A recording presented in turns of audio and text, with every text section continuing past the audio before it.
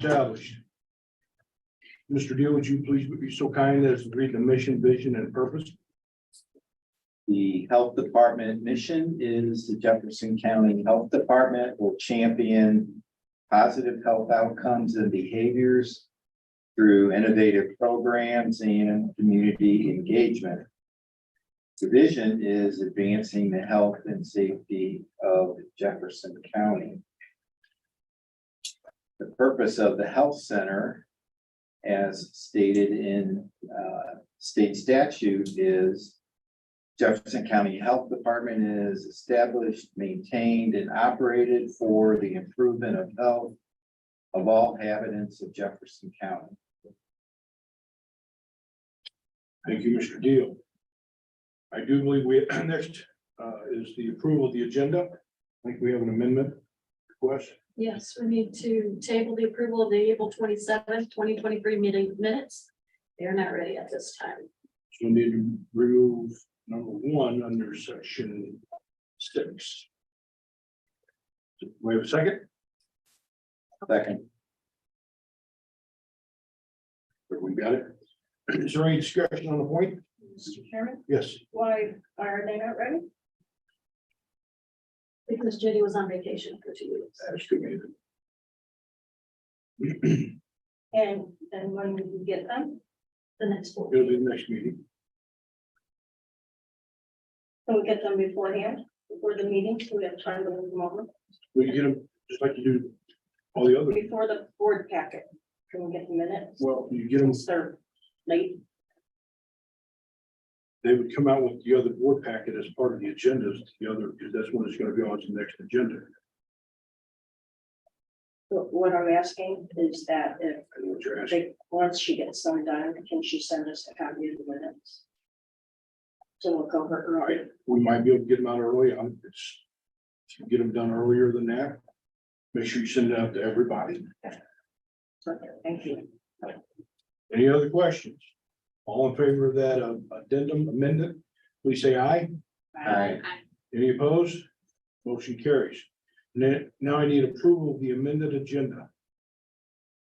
So moved to approve the amended agenda. Second, First and second, any other discussion on the matter?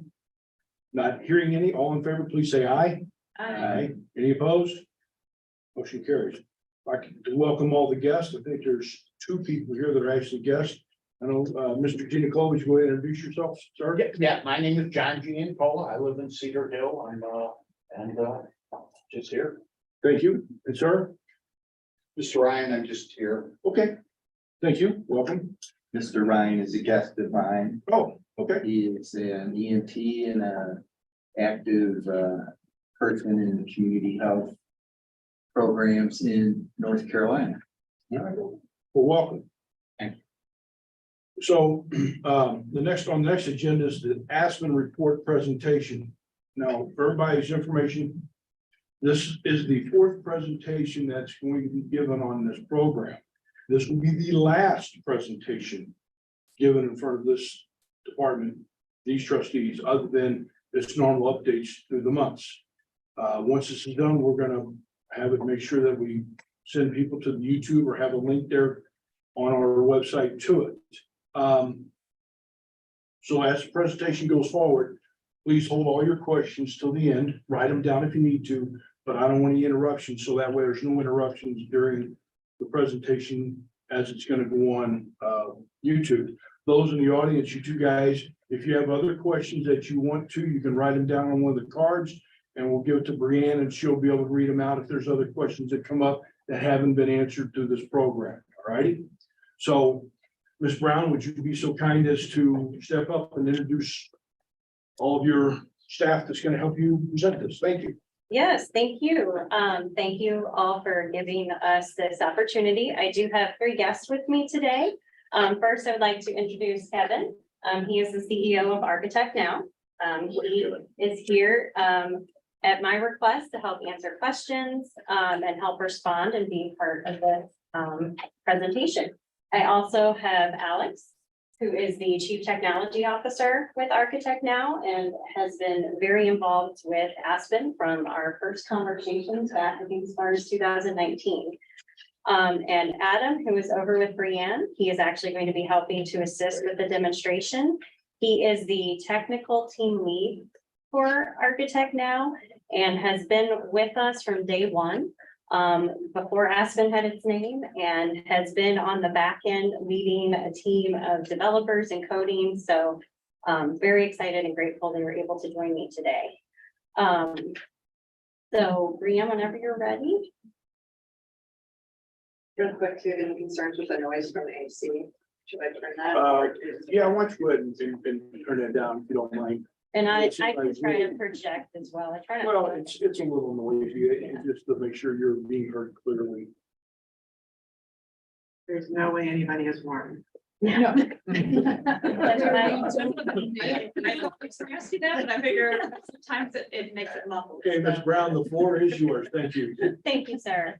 So today we will be demonstrating Aspen along with providing information in response to a number of questions that have come from the public and our community over the past days, weeks, and months.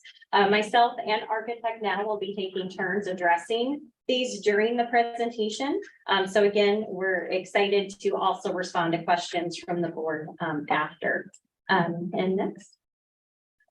So we're going to go through the introduction, a very brief background, because I believe most everyone in the room has heard it.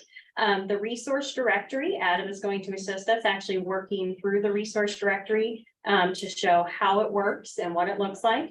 The parent agreement, the student, school counselor, school social worker, referral, first responder, healthcare, and incident response components. And then we'll have questions at the end. Thank you. So the journey to develop Aspen, as many of you guys know, began back in 2015. In 2018, we began the Jefferson County Health Network, which was comprised of multiple community partners. And there was a focus at that time placed on behavioral health, which is what led Aspen to be more than just a resource directory. That's why we started looking at how we could address some of the mental health issues in our community. And part of that came about because in 2018, we had a drastic increase in youth suicides in Jefferson County. In 2020, we began to visualize the concept of what the virtual tools could look like. Around that same time, we began looking at developers in the area and across the country. We were very lucky to come in contact with Architect Now, and were able to, at that time, write for grants, had received a grant. So in 2021, we're able to begin work with Architect Now and begin development. So in 2022, a lot of the components were completed. We were able to start piloting in some of our schools and our first responder agencies and actually begin some of our implementation phases. So the current components that are now available include our resource directory, which is public, and you guys are going to see that in just a minute. We also have our youth school mental health tools. We have our first responder and healthcare mental health tools, and our brand new incident response components. And we are exploring opportunities for future growth as needs continue to arise in the community, and those would be developed if identified and obviously if funding becomes available. So we know that questions have been brought to JCHD and Aspen regarding the resource directory. And some of the questions are regarding the address and location services, and if locations will be stored and documented, and if youth can access the public resource directory prior to parent authorization. So I'm actually going to have Alex come up and help me answer that particular question.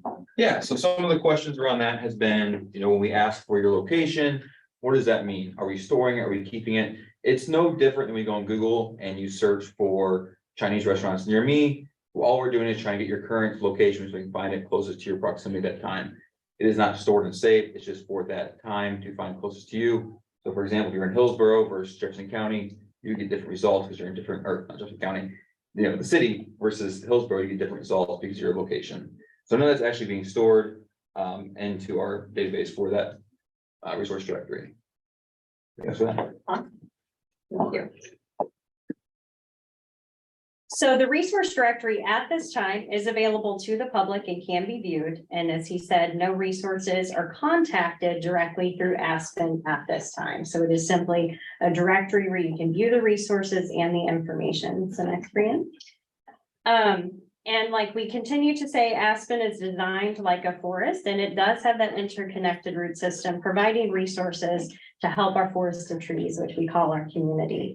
And the resource directory includes resources and information for over 1,000 resources, not only in Jefferson County, but in the St. Louis region and through parts of Missouri. And it does include resources for health and wellness, housing, transportation, elderly support, and more. Weekly, our program support specialist connects with partners to locate new resources, gather information, and update information as needed. Incredible partnerships through schools, Jefferson Franklin Community Action, providers, Jefferson County Community Partnerships, and others help provide information on current community needs, trends, and other community partners to ensure things are updated to meet community needs. Our program support specialist attempts to contact resources via phone or email to gather updated information to include in the directory, such as contact information, additional notes, waitlist time, insurance information, and more. So now I'm actually going to have Adam go in and show a resource directory. And this is actually available to the public. So those that saw that QR code, you can click on that. You can go to our website and find it. So it might take just a minute. We're changing hands from our PIO to Adam. Yeah, I'm just wanting to make sure that it's grabbing the screen and not just the PowerPoint. I have here, it's just grabbing the screen. I can let you know in about 2 seconds. That's okay. That- Way to call me on it. You didn't have 1,000 in there. And that's what I thought, so just give me a moment. Sorry, we're gonna have to just keep doing a little bit of exchanging. And take it away, Adam. So is that our real one or our demo one? That's the one that was in the presentation. Okay.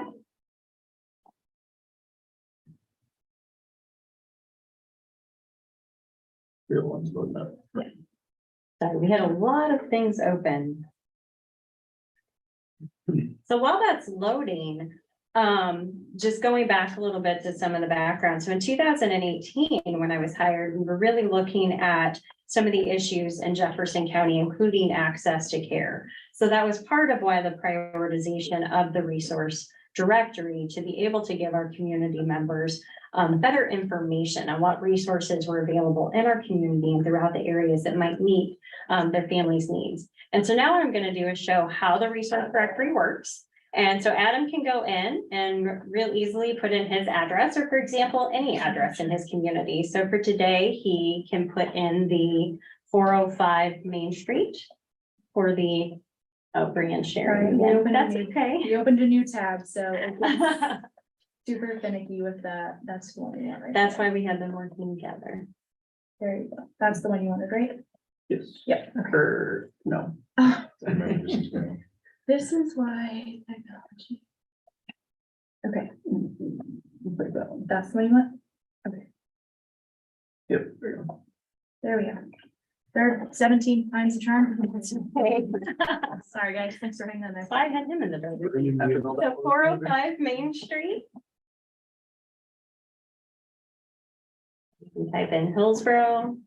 You see it's pretty user friendly. Pretty colors, they did a great job.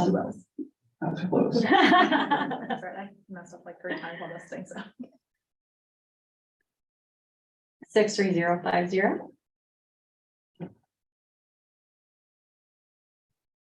And so from here, this is where you can really start to use some of the features such as looking at mileage. So if he wants to go in and just kind of explore the resources in that area, he doesn't have to go down by filters. But if he scrolls up just a little bit, he can actually change mileage. It goes from 5 all the way up to 100 miles. So for example, if you're working with a family that has limited transportation, you might not want to be looking for a resource for that family that's 100 miles away from their location or their house. So right now he's going to keep it at the 25 miles. He is also going to look at physical locations and not online locations. And he is going to filter by insurance. So we're going to pretend like my family is on Aetna insurance.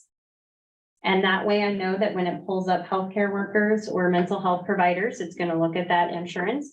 So now he's going to look at specialty areas of need. Because we are going to say that I have a child that is in need of some mental health counseling. So he is going to click on the counseling services, mental health. But let's say that my family is also having issues with some food insecurities right now. So he is going to scroll down and go to our food, can't remember it's food pantry. It's all in alphabetical order, so it's pretty easy. So he's gonna look at food pantries. And then he's gonna go down to the bottom to look at speech therapy, because we're gonna say that some of my child's concerns have to do with maybe she has some speech issues. And so maybe some of her mental health concerns are for that. So I want to look at all three of those areas. So now when he goes back out, it has drilled down to looking at entities that meet those needs. Obviously, food pantries, it's not going to be looking at my insurance. So it's going to pull all of the food pantries within that 25-mile radius. But the counselors and some of the other speech therapists, that is going to look at the insurance information.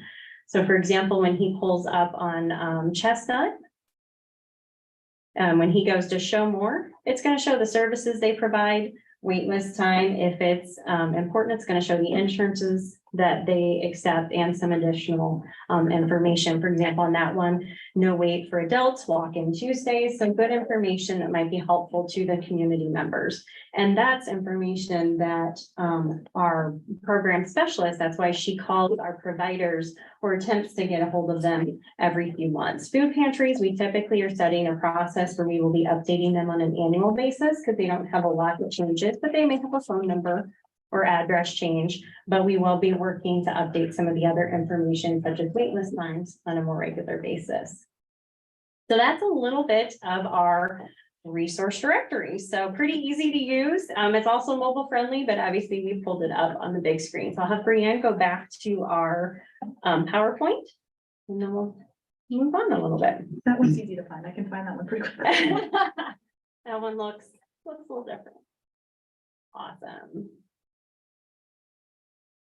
All right, so yeah, again, our priorities are connecting individuals and families to the right resource at the right time. Our Aspen team, I always joke, we want to make t-shirts, say right resource, right time, because that is our goal. So next.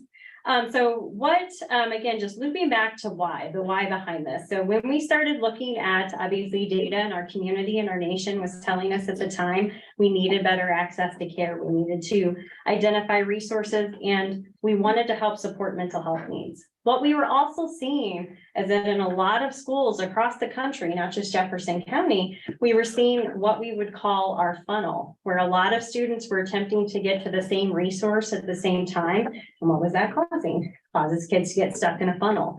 And what was happening was sometimes it wasn't necessarily even the right resource. So maybe they were waiting for 3 months, 6 months, 12 months to get into a psychologist.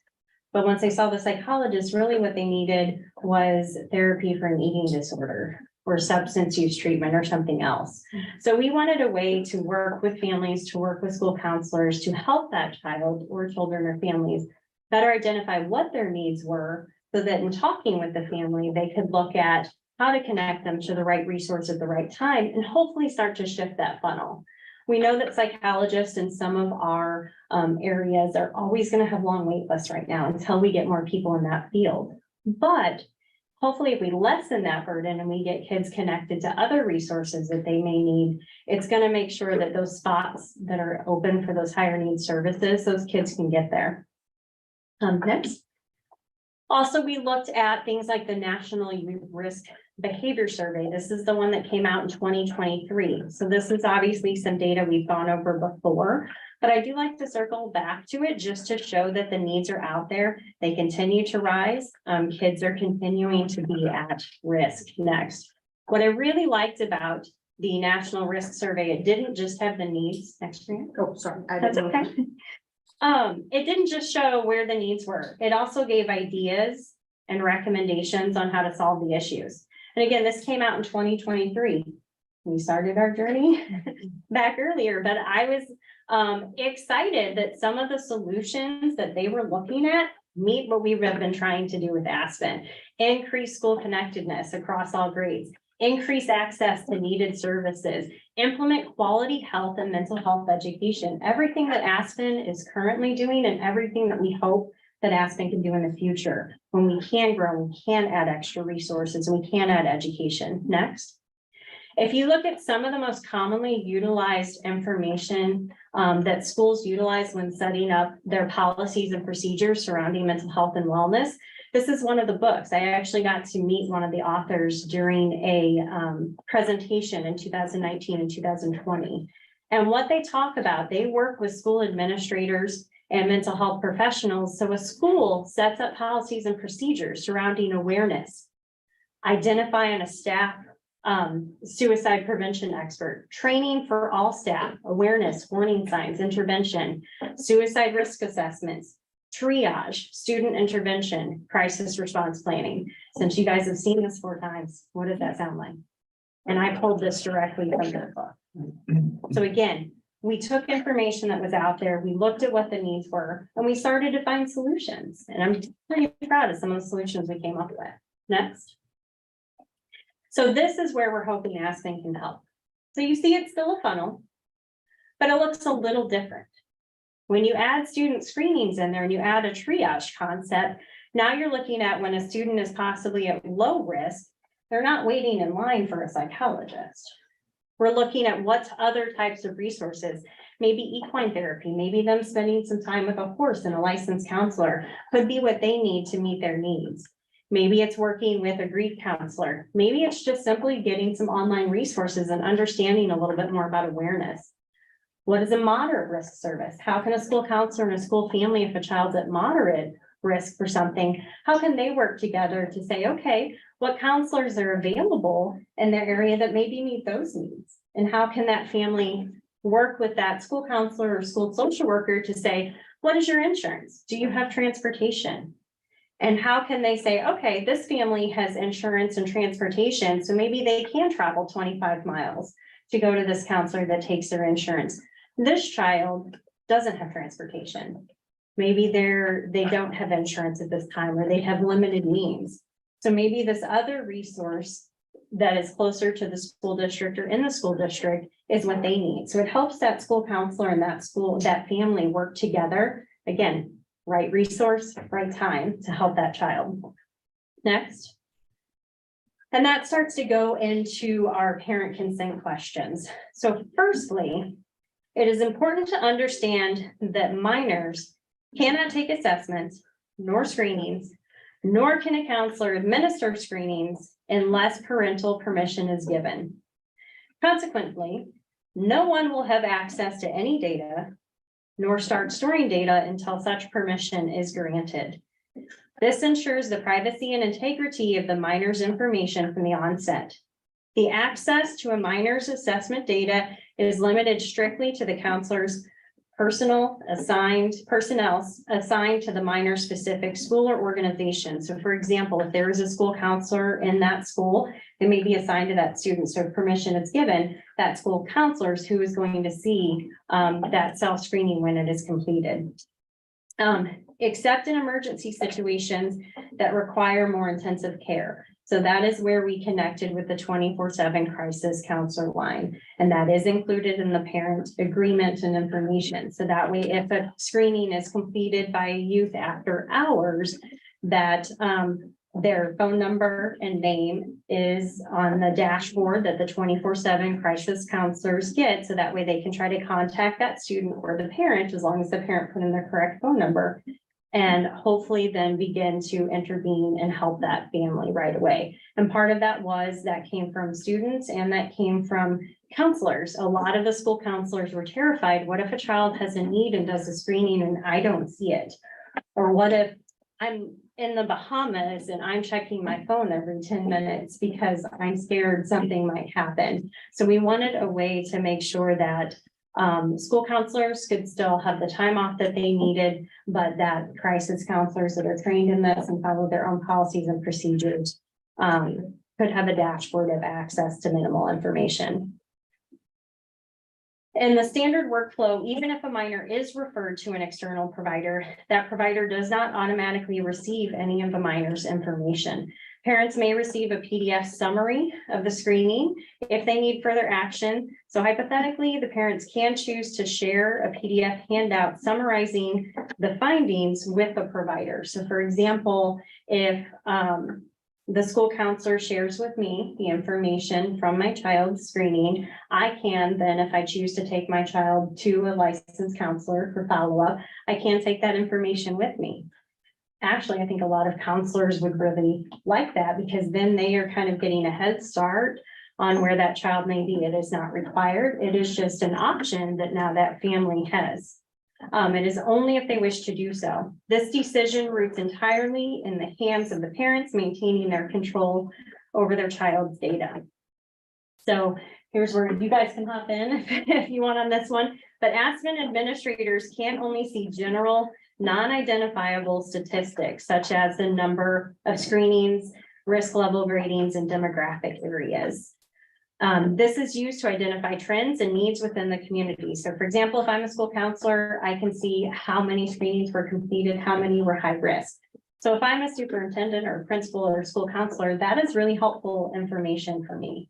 All that I can see as the Aspen administrator are numbers. I can see a school district, how many screenings were completed, how many were high risk. We are working on possibly getting some additional demographics in there, but it will never be down on an individual identifiable basis. Is there anything else I'm missing in that, Alex?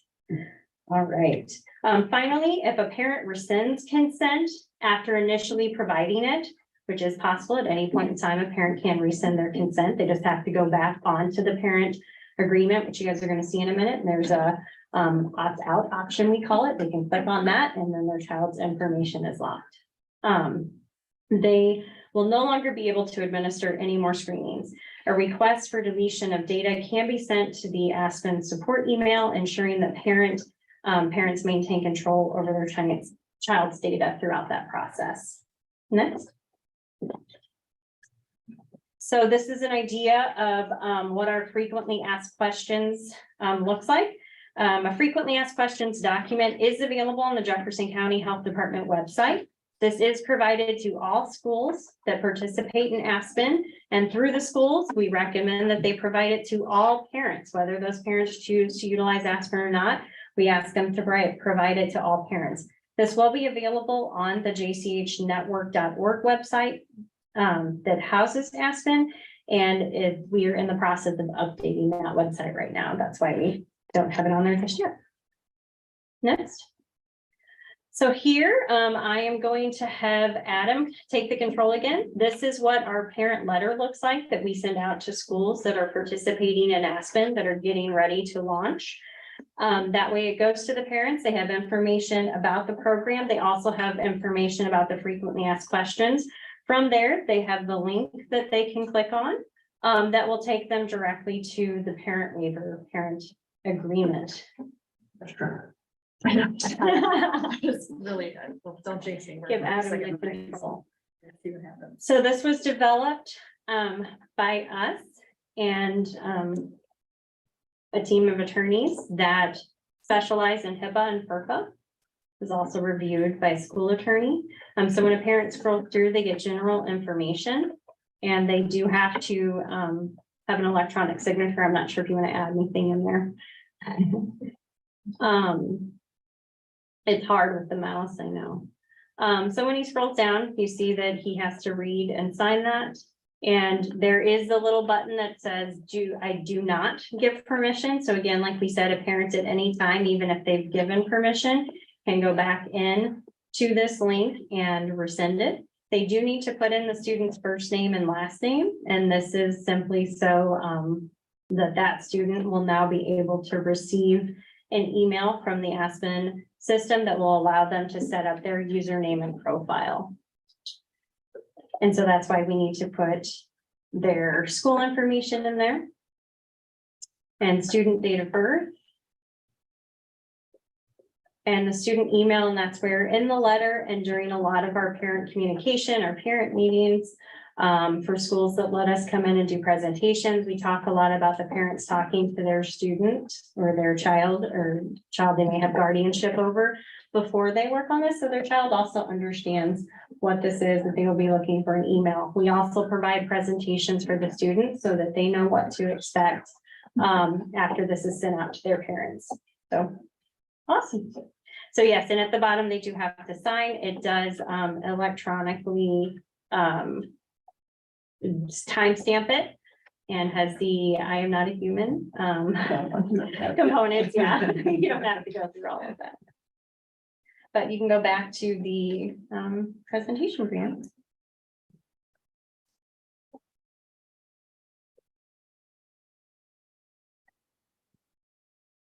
Sorry for all the toggling back and forth. Just wanted to make sure we got everything. And next. Just another idea. So that's an idea of what the student or counselor login and passwords will look like, and they can change and update that as needed. If they forget, they can, there's like a forgot option. Next. So when a student logs on, this is where we're going to start to show you guys what this looks like. When a student logs in, again, after their parent permission and everything is granted, they get a little reminder of what it is. It does have the crisis line information at the bottom that they can call or text at any time. And then they can go in to do the self-screening. So I'll let you guys start to get that set up. I think the next one has the link. Yep. Okay. So Adam is going to, now what you're going to see is part of our demonstration site. So Adam is going in as a demonstration child. He is not entering into our real system as a child. And just a reminder, Aspen is intended to help students connect to school counselor if there is a mental health or substance use concern. And for counselors to more efficiently work with families to connect a student to the appropriate resource in an effective way. Look at us. Look at us. 15. And so Adam is now entering the system as if he is Paul McCartney. I forget which age Paul McCartney is, but he is one of our more common. We have Harry Potter also, but we chose to use Paul today.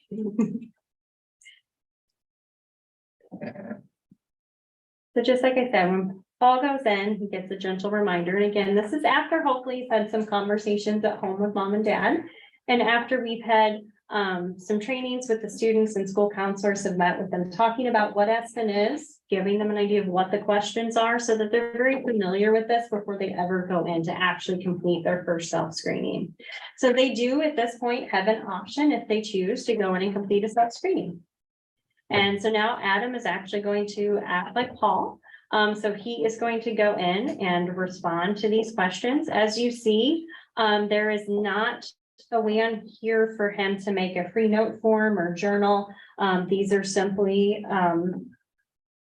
options for him to answer. I'm not sure if Alex, maybe you want to explain how the algorithm or Adam You mean making him. how it matches? Yeah.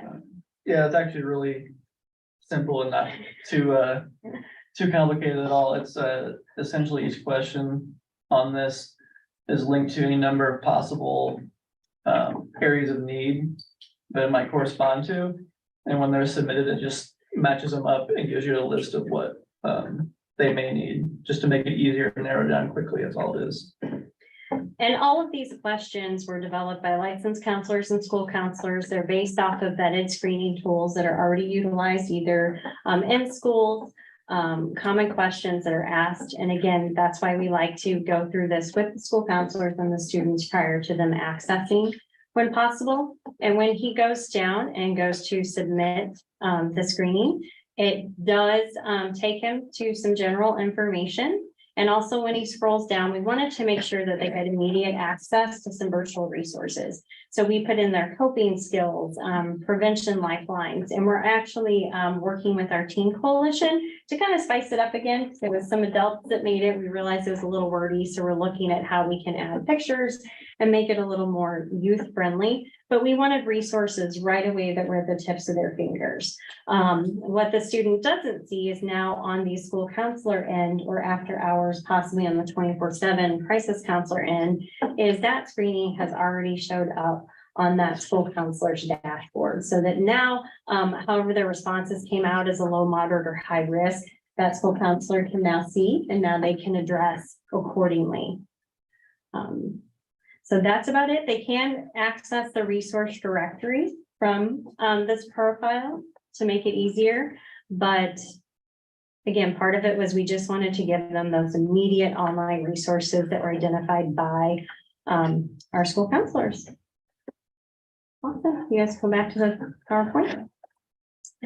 So because Aspen does not store records of specific student care or treatment, do want to make note that there is nothing for the program to seal or for a court to unseal.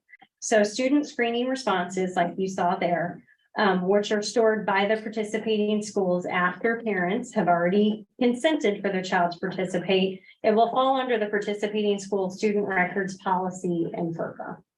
So Aspen helps identify if there's a risk, and school counselors and school social workers then work with the families to recommend additional care. So again, that student may have been a moderate or high risk. So now that counselor can work with that student, identify if there's any additional needs, call the parent, and then use the resource directory to help work with the parent to find resources that may help that child. Screening responses, limited school counselor notes and limited notes from crisis counselors if alerted after hours may be stored. There are laws apart from those governing the health department that can require schools to cooperate with first responders to ensure child safety, but this is outside of the jurisdiction of the health department and is governed by other statutes and school district policy. Community questions do include some of the following that I do want to address. Some of the questions were about the assessment areas and how school counselors may utilize them, and different trainings that might be available to school counselors and school social workers. So I do want to note that schools follow their current policies and procedures. Aspen does not necessarily change a policy and procedure. It is just a tool for their staff to utilize and continue to follow their processes that are already in place, either surrounding how they connect a family to resources or how they address mental health. Some school counselors and school social workers speak with students and can utilize the general screening tool options or the Columbia CSSRS, which is the Columbia Suicide Severity Rating Scale. They can utilize those screening tools if applicable, and these screening tools were developed based on the most commonly utilized tools by school counselors. And we looked at what schools were using across the country and across Missouri, not just in Jefferson County. Aspen was developed with the intent to help school staff connect with students who may be struggling or may have a concern, such as substance abuse or self-harm. Aspen provides tools for the schools to utilize while continuing to follow their policies and procedures. Research has validated the relevance and effectiveness of the questions used in the screening tools, including the Columbia Protocol, to assess suicide risk, making it the most evidence-based tool of its kind. Because again, we did not actually create the suicide severity risk screening tools. Those were already developed. Next. So I do want to go into a little bit of detail.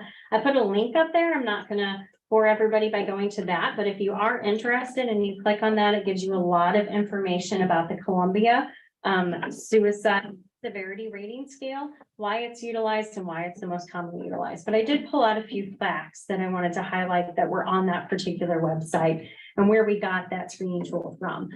They developed it so that theoretically anyone, anywhere can look at that screening tool, ask those questions, and help assess if a friend, a family member, a student, or an individual is possibly at risk for suicide. That's why a lot of schools utilize that particular tool and have been, some for many years. Some schools may train specific licensed counselors or school counselors. Some school policies and procedures may include training additional staff, such as coaches, theater teachers, staff that commonly engage with students. Again, Aspen does not dictate the school policies and procedures. We just provide the tools for the staff to use appropriately and to hopefully make their life a little bit easier. Aspen partnerships do include licensed counselors through Comtree, Chestnut Health Systems, Provident, and Washington University. through volunteer assistance and contracted consulting opportunities that are paid for through foundation grant funding. We do invite licensed professionals to help us and provide assistance when requested by schools to provide additional trainings for school counselors, administrators, and school social workers. Some school districts currently have policies and procedures in place that do include mental health training on such screening tools. So next. Now we're going to show you, Adam's going to enter like he is a school counselor or school social worker, and he's going to go do a walkthrough on that.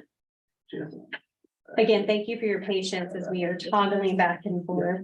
Okay. And I do want to make note while they're going on there, the Aspen self-screening, whether a child takes a self-screening or it is a counselor-led screening tool, these do not diagnose a child. After a child takes these screening tools, whether it's with a school counselor or whether it is a self-screening on their own, it is not diagnosing them.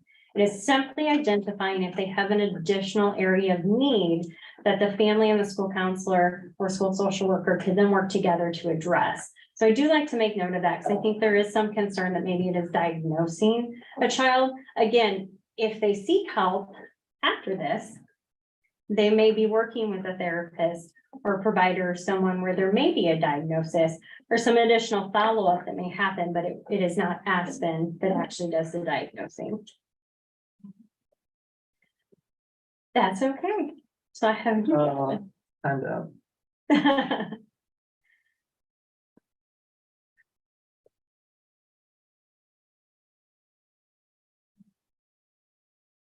And while we're talking about record retention, again, just want to re-note that each school has policies and procedures, not only surrounding mental health, but also regarding student record retention. So again, Aspen was developed with the intent to help school staff that may be struggling, but we continue to follow the school policies and procedures regarding record retention, things like that. Awesome. So one thing that's exciting, just on the pretty side, if you're a school counselor and you haven't used this in a while, or it's been a minute since you've done your training, we did build in a self-tour so that they don't have to call the helpline all the time and ask questions, that they can actually go in and kind of walk through a self-tutorial at any point in time. And then they can also X out of it when they're like Adam and they don't need it. But they have access from here. Again, this is not our real data. This is our demonstration side, but we do have some of our real districts in there just for sake. As you see, poor Paul McCartney has taken a lot of screenings lately. But as you can see, they have access to some of their de-identified numbers, so they can identify some trends and what might be happening in their districts as to how many students are taking the screening tools. Typically, it's school counselor is only going to have access to one particular district for demonstration purposes. We have multiple districts in there. When you scroll down, you will see the student lead cases. This is so that they can help triage now how to help a student. Because if you think of a school counselor, they may have a lot of students that maybe they don't know need help. Maybe there's a number of students in their office, and how do they determine which students gets their attention first or which one they need to help with first? This was something that kept coming to us from school counselors and school social workers. So with this particular dashboard, they can now go in, let's say it's, Monday afternoon, and I see some students have gone in and completed a self-screening or had a referral. I can now look at who is high risk, moderate, and low risk to help me identify who may need help. And if they're red and high risk, it means not only were they high risk for something, they were high risk for either violence ideation or suicidal ideation. So that really lets me know of, okay, these are probably the kids that I need to really try to address today. And these other ones are important, but they may not be as high of a priority as these. So it helps those staff really triage with the limited resources that we have and know that they're getting to those kids at the right time. Also, what we see is frequently a lot of students may kind of fall under the radar because they're not necessarily taking a self-screening or being identified as someone who may have some concern. So this is a way, again, for students to have that empowerment, do that self-check, complete a self-screening when they feel the need. And that school counselor can then address as needed. Adam, I'm not sure, you just kind of want to walk us through some of this. So when they click on the name, they do get some of that general information, so they can contact the parents via email, via phone call. If the child did at any point have contact with a crisis counselor after hours, they do get some very basic information talking about what that may have looked like. They can leave a note if needed.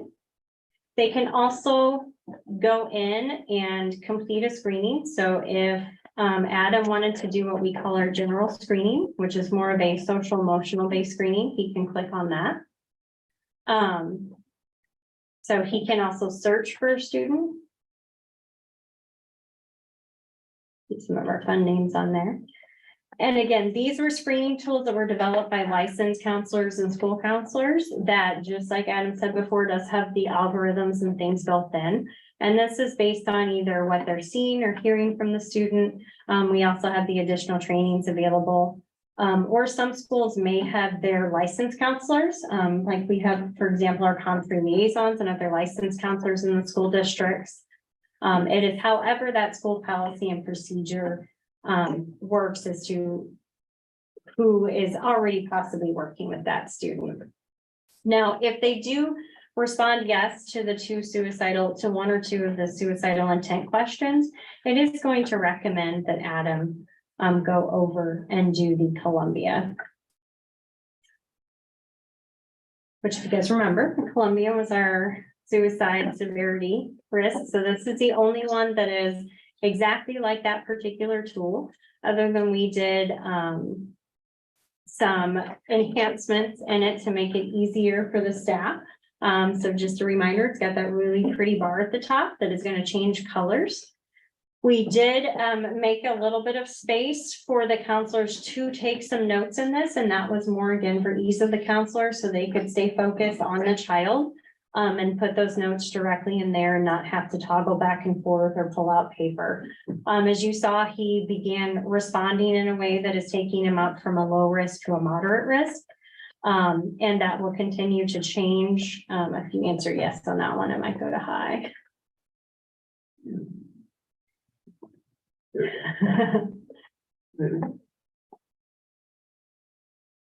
And the student is not seeing this. This is just for the eyes of the school counselor, but you see there, they responded enough that now it is a high risk. And again, like Adam said earlier, it was, he says it in a way more eloquent way, but that algorithm was built in so that school counselor or licensed professional is not having to worry about the math or doing those pieces, that is being done for them. And they are now very aware by the time they are through that screening, what level that is. And schools are supposed to have policies and procedures in place if a child is possibly at risk for suicide. So then that school would then reach out to the family and follow their policy and procedure. But again, Aspen helped identify that, and Aspen also has a resource directory.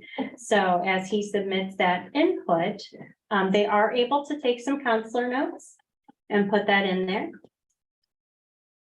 And as you see at the bottom too, they are able to put in additional areas of need. So if you can go to that next one, yes, they're able to address that. So let's say that there was possibly a risk for suicide, but maybe this is a homeless youth, or maybe there is something else going on. So they don't want to just look at resources for suicide and self-harm. Maybe they want to address some of these other needs that that child is looking at. So they can also type on other areas of need. So when they go to the resource directory, it's going to pull those up. So I'm just going to click on a few of those. And this is our demo mode, so it may not pull up everywhere. They can also identify if it's priority or urgent. And so when they put that input in, it's going to give that brief summary page for that counselor to see. And then when he clicks on that resource directory at the bottom, it is going to start looking at resources that they already identified where those pretty blue boxes are. Is there anything else in that, Adam, that I forgot? Not really. I mean, it automatically transfers the student's address, so the map is already pulled into the proximity, but other than that, you covered everything, I think. So this is where they'd be on the phone, most likely with the family. The exciting part is where that star is by Comtree. Again, some of these are demo resources, but that star is showing that that school building that that child is in, that is the licensed counselor that has been assigned to their school, either through Comtree Liaison, our Community Actions, Provident, and some of our other partners such as Chestnut. It is also looking at the mileage. So if the family has lack of transportation, they can change that 25 miles to 5 miles, let's say. It will look at counselors and those other resources within that 5 mile range. Or let's say they're talking to the family and money and travel is no option. So they can go all the way up to 100 miles. And that will then broaden their span of where some of those resources are. But if you can imagine, if you're a school counselor, what did we do? And I know it feels like I've been up here forever, but you know, that was under an hour's worth of time. And now I've identified resources to meet that family need. He can also drill down a few more filters by insurance, things like that. He can also download this. So let's say families coming into the office to now pick their child up, they've got printed resources for them, or they can even email it to mom if mom's at work. So that has hopefully helped save some time on that school counselor side. As well as it's given the family some of the additional supports and resources that they need. You can go back to the PowerPoint. So hopefully that helped give you guys some good insight on that part. Getting closer to being done, I promise.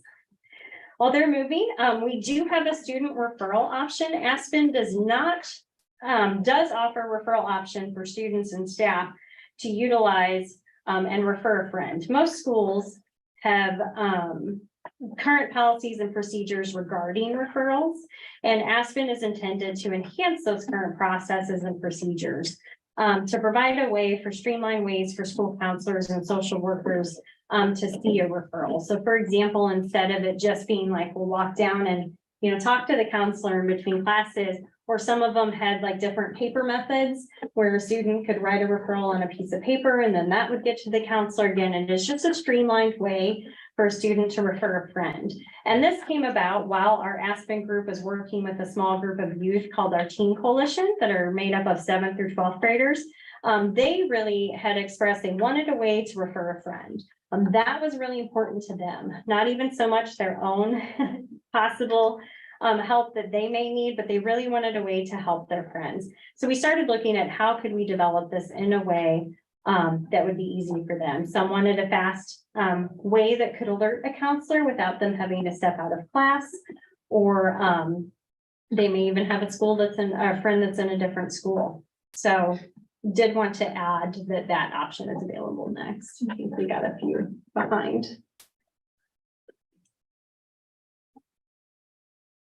There we go.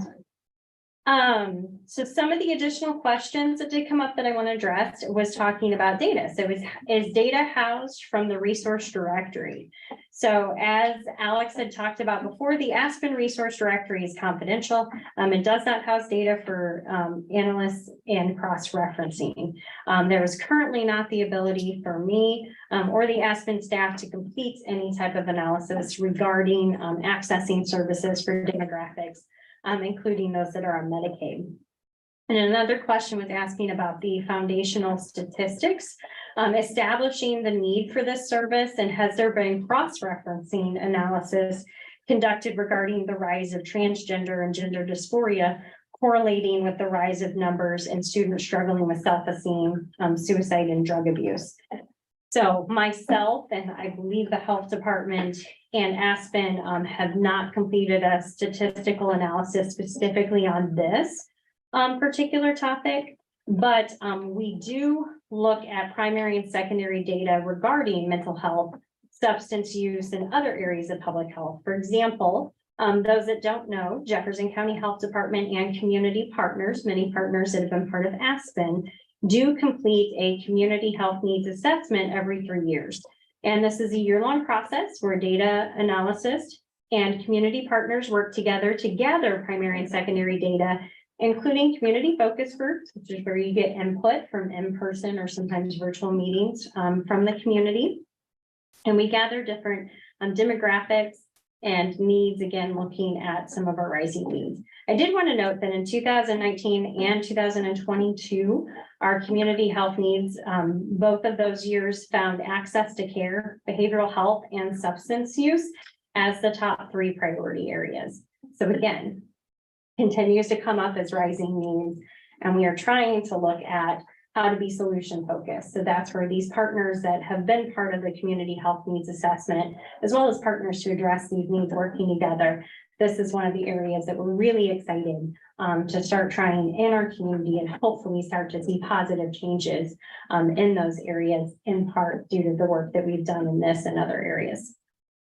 So next, I'm really quickly going to go through our other components. So as we've talked about before, we did see rising needs for first responders and healthcare workers.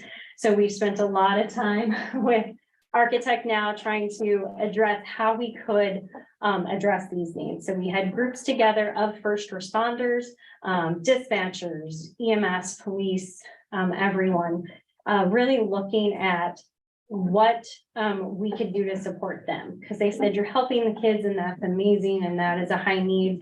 Can you help us too? And we really felt empowered to do so, especially with healthcare workers and after seeing how we were impacted after the pandemics. We're excited to start hopefully going through pilot phases with that soon as well. Next. So when a first responder goes into their side, or a healthcare worker, kind of like the students, it has a pretty picture that reminds them about the tool. We do have in bright bold that they can remain anonymous. And those are really important aspect for healthcare workers and first responders. They wanted, some wanted a way to be able to have a profile and be able to look at their screenings over the months and years. But many wanted a way to just remain anonymous. So we wanted to have both options for them. We also, just like in the youth, we wanted to make sure that they had crisis line information as well. So I'll let Adam jump on to this next one. Are you doing the public? First responder, yep. Okay.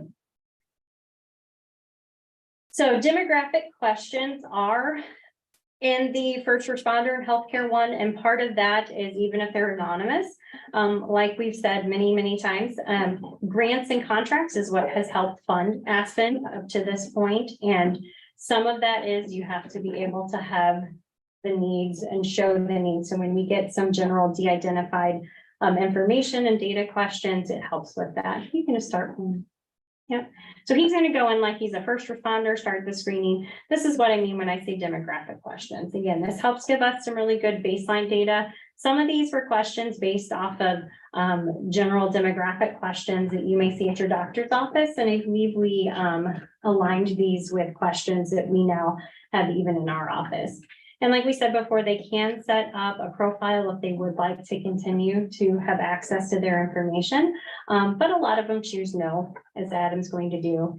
And that leads them directly to the self-screening. Those questions were also, like with all of ours, they were developed by licensed counselors that specialize in working with healthcare workers and first responders.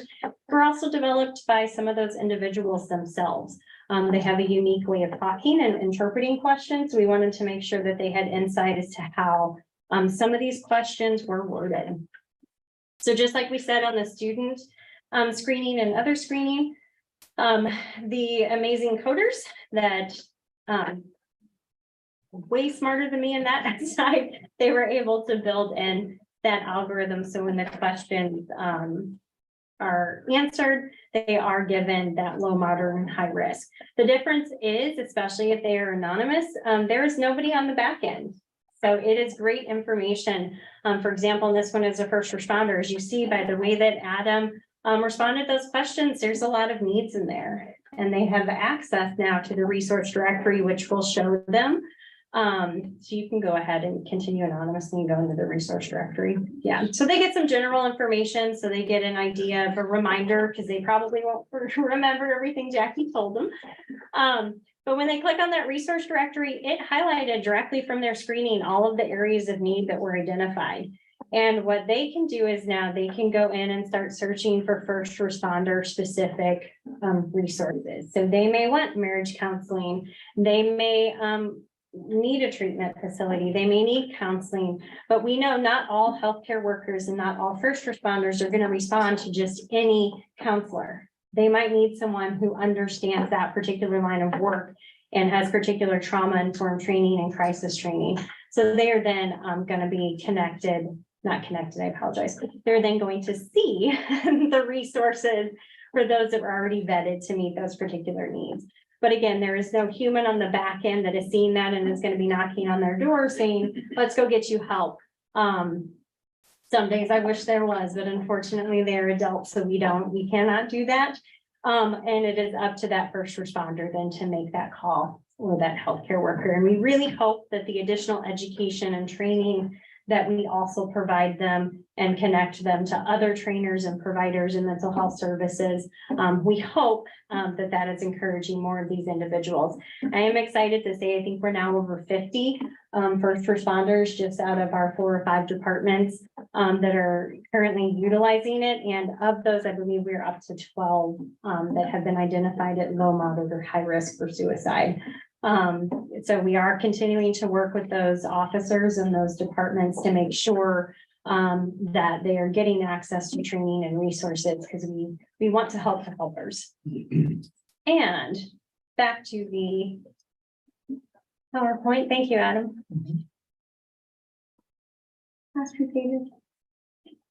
So our very last piece that we're going to show you is our newest components. You can go through that one. So yeah, that's just talking about the training and support, and we provide that to everyone who joins Aspen. So our incident response portal is brand new. This is not launched yet, but we did do our first pilot tabletop. A tabletop is basically when we took a very close to real life scenario.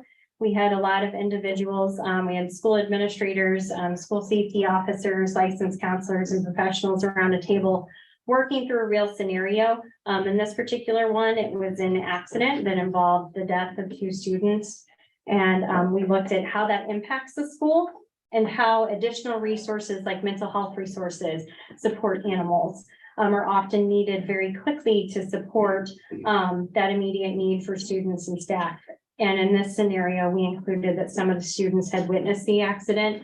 So now you're talking about that added layer of crisis counselors. So what this allows me to do is go in, put some very general information and send out an alert to licensed counselors, handlers that we have identified as a good resource. It also allows us to do to make sure that they have background checks, make sure that they meet the school policies and procedures, so that anyone that would be responding to a school after an incident of that magnitude would already meet those qualifications. Because what we've noticed in the past, when we've had larger scale incidents in our schools that involved the death of a student, where we had to call in a lot of resources, we're using, I felt like we're in the 90s, we're calling everybody, going down the phone tree, didn't always know if everybody had their background track. We're trying to get them to bring in the right information and their certifications. And then meanwhile, you've got a school of administrators that are grieving, that are traumatized, that need help themselves. And it is not an efficient way to get resources to where they needed to be. Or sometimes you may have a dog handler who, bless their hearts, they are amazing at being a dog handler, but they're not a trained counselor. And now they're in a room with grieving children who witnessed a friend maybe get hit by a car or a train. And so we wanted to make sure we were getting the right resources where they needed to be, so that the safety officers and the school administrators weren't having to stress about doing background checks and ID checks, that we have a response team now that can respond. And we also have it broke out as to what level of incident, when we need to maybe call in the Missouri Strike team of counselors, things like that. So that's our new baby that I'm super excited about. I'm sad that we have to have things like that in place, but excited that hopefully it will ease some of the burden that's currently on our schools and other entities. And last, so again, just a reminder, these are grants and contracts that were awarded in part or full to assist the network and design development, maintenance, and sustainability of Aspen, including contracted services through our incredible partners at Architect Now, and fees such as attorney costs. The most recent grant was awarded through the Jefferson Foundation to help sustain Aspen. Funds will be utilized in this grant to continue to sustain staffing, We've hired consultants who are working with us to look at very short and long-term sustainability plans and growth. And we are also continuing to work with mental health agencies. And as I said before, some of the funding goes towards working with our consultants so that we can have licensed counselors and other individuals coming in and working with school staff and first responders. Funds will be utilized for necessary technology, behavioral health professionals, mileage, additional and increased system security, and as I said before, attorney fees. So that is our full presentation. I know now we are gonna. Again, thank you very much. I Thank you. appreciate that and your time and effort.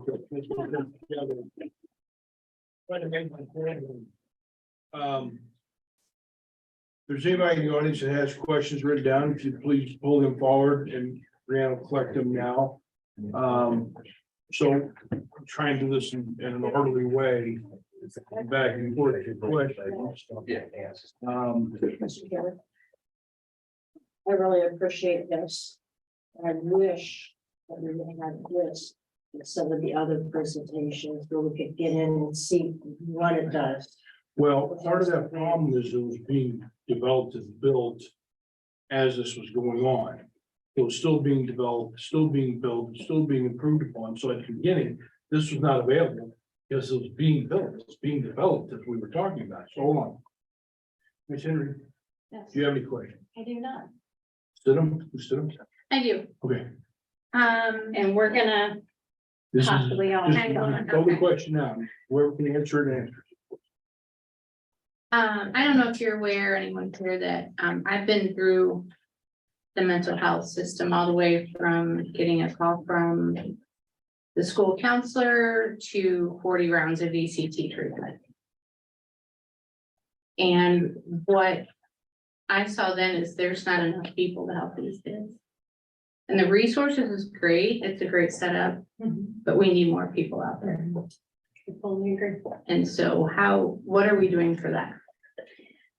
So I know with us, we work really closely with a lot of our partners, such as just in the last few years, we've gotten more agencies such as Chestnut Health System. They were primarily an Illinois-based organization. They, through grant and contract funding, that's why it is so important to have those opportunities. They were able to come down and actually build programs within Jefferson County. Well, I Thank you. understand the programs, but I'm That's good. Thank you. looking like live. Oh, they're people. human. Yes. They are human. So So, it's just Chestnut. no, I'm just and using that as an Country example. Are the only mental health. that Nope, we have, as we said, like I would have to pull it again, but, Cause I only seen Country comes up first on everything. that's because we were in our demo mode. So Comtree and Chestnut, we only have like 15 providers in there for our demonstration mode. Okay. Comtree is a very big provider in our area. They do have, and where Comtree is unique is they actually have liaisons in every school in Jefferson County, which is unique. But since we've gotten Chestnut, Provident, Franklin Community Action now, I believe, has 2 licensed counselors on staff. They are now working with several of our school districts, Chestnut.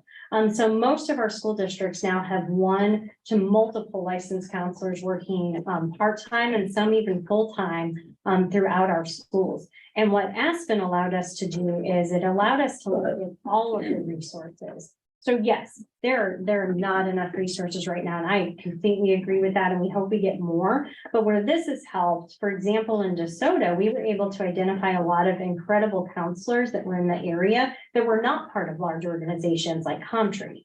So where before you may have a school counselor going, well, I know Comtree is a counselor liaison, where they were pushing everybody towards that one liaison, and what does that do? Clogs up that funnel.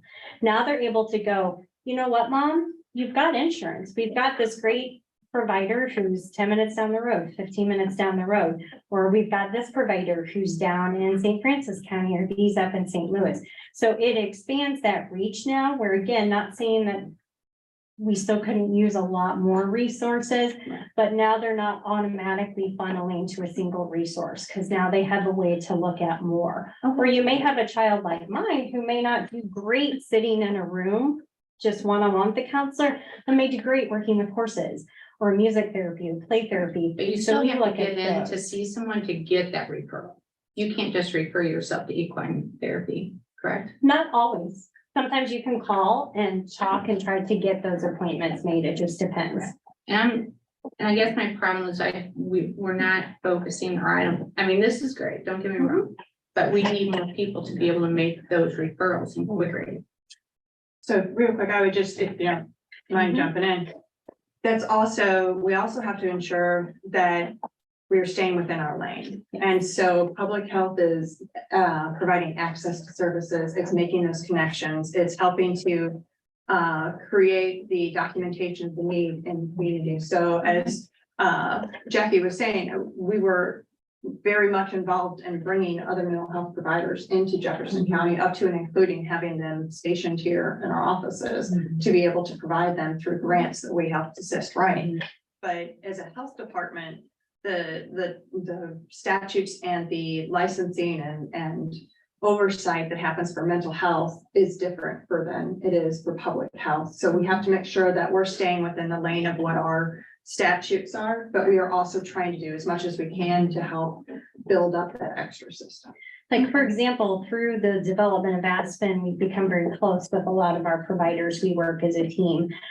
We were able to recently write a grant that part of the grant allowed us to partner with one of our partners so that they could hire an actual additional person to come down and provide some of those higher need counseling services in our region. And then that gives them that initial funding, so they can then hire that person, and it gives them that year so they can put the sustainability plans together, get the clientele, get the Because it's really Medicaid. not gonna work if your system is gonna have all these resources, there's nobody out there to provide them. Yes, and that's Then where that kind of needs to go hand in hand with it's a this. team effort, yes. Okay. Mhm. And then, do you have like a figure on how many kids have gone in on their own and done a self-screening? So, I would have to pull up that data, but the last that I saw is we had, close to 50 students that have completed either self-screenings or counselor-led screenings, and that's with our 8 schools that were either part of our pilot or early implementation phases. Okay. And So, again, those can only happen after the Yes, parent has after consented. parent agreement for time. okay. And then. I think that's all I have. Ms. Davis, do you have any questions? I have a few, but a couple, few of them got answered, but,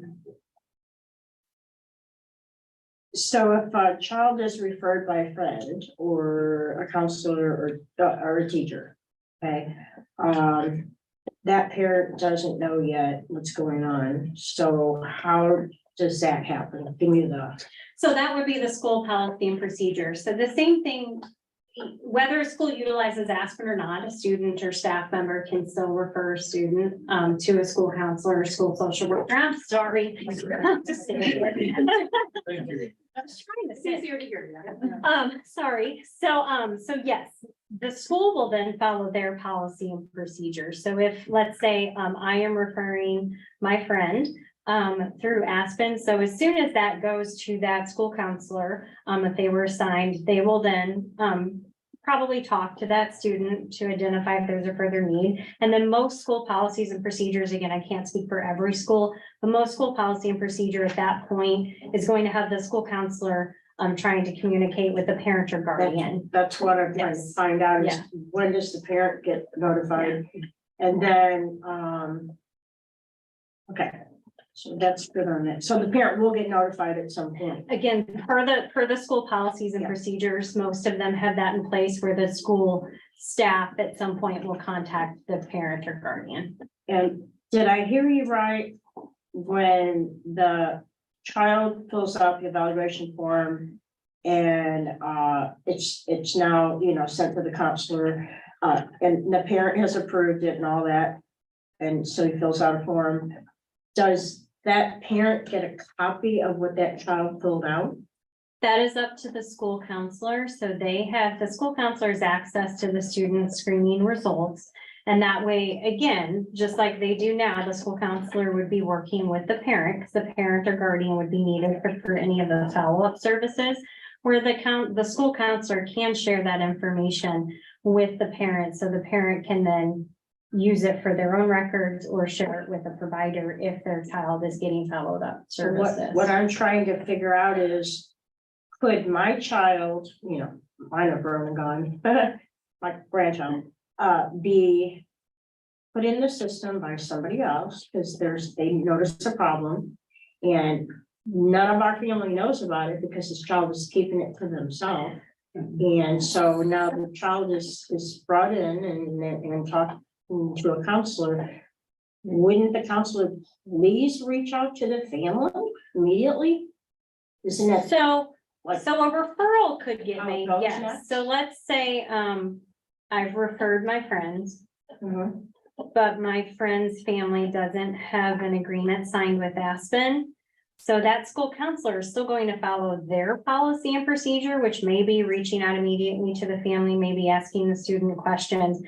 But that school counselor isn't going to go into Aspen and complete any screening tools because no agreement was made.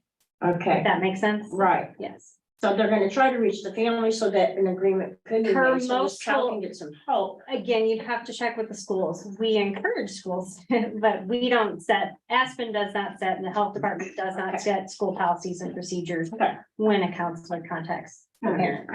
I could probably go on. Sorry, So, thank you, I've yes. done a lot of work with schools, and so a lot of it depends on the reason that's behind the referral.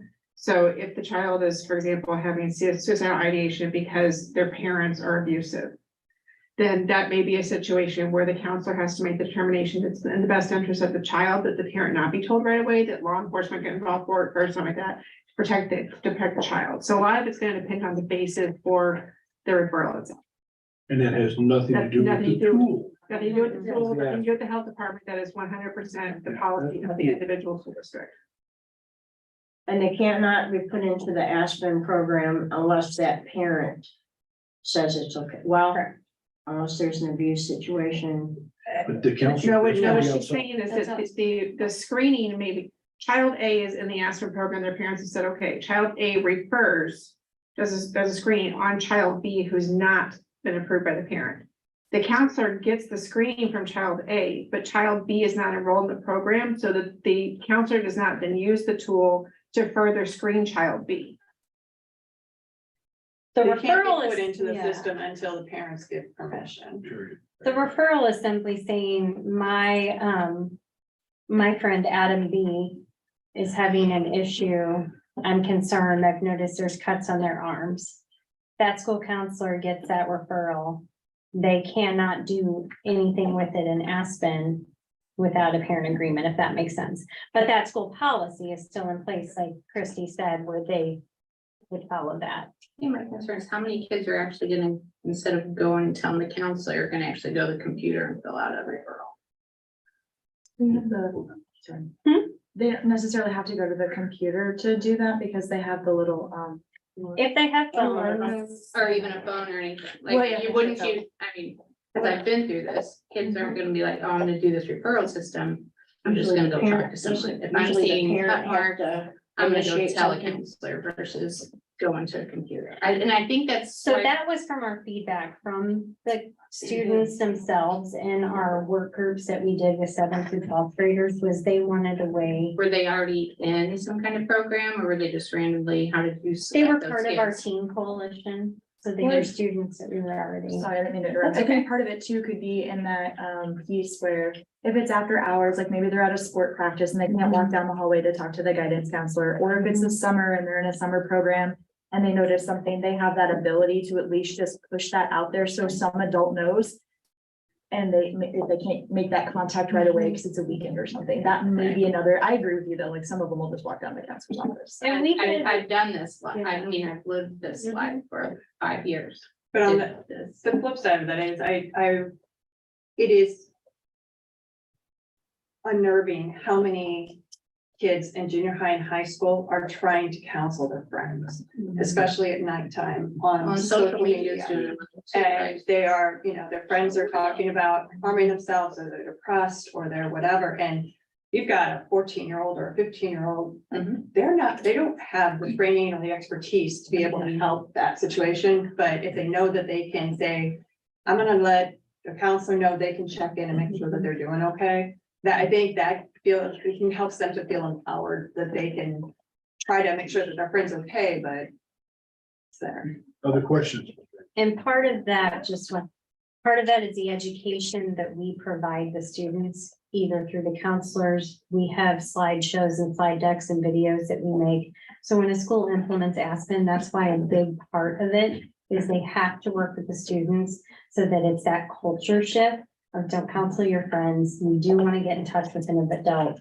If you're nervous to walk down to the counselor's office or your friends in another district, here's a way that you can do it. Cause I know we have plenty of resources available. It's just getting into them. Getting to an actual, person to talk to Yes. get referrals or medication.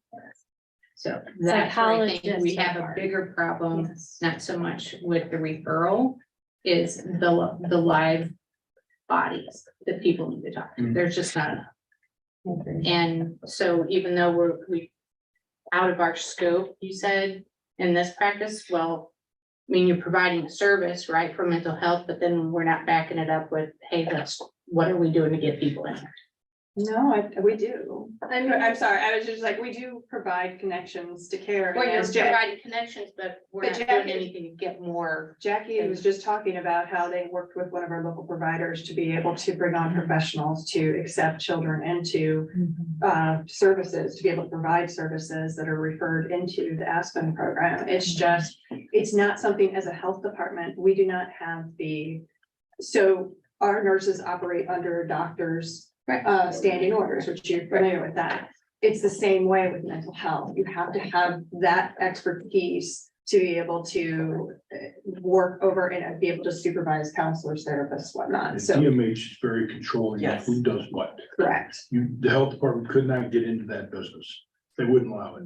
But So one, our job is to help to supplement it, to be able to try to really give our partners the data they need to be able to show the need, to be able to help in terms of looking at, so as you said, Heather reaches out weekly to find out what is the wait time. So that way, when they're looking at the resources, they can say, this one has 3-day wait period, this one has 6 months. Okay, we're Yeah, gonna I know start there's some that steering are that. weeks and weeks out, and by then, yes. and that's my point, if you've identified a high risk.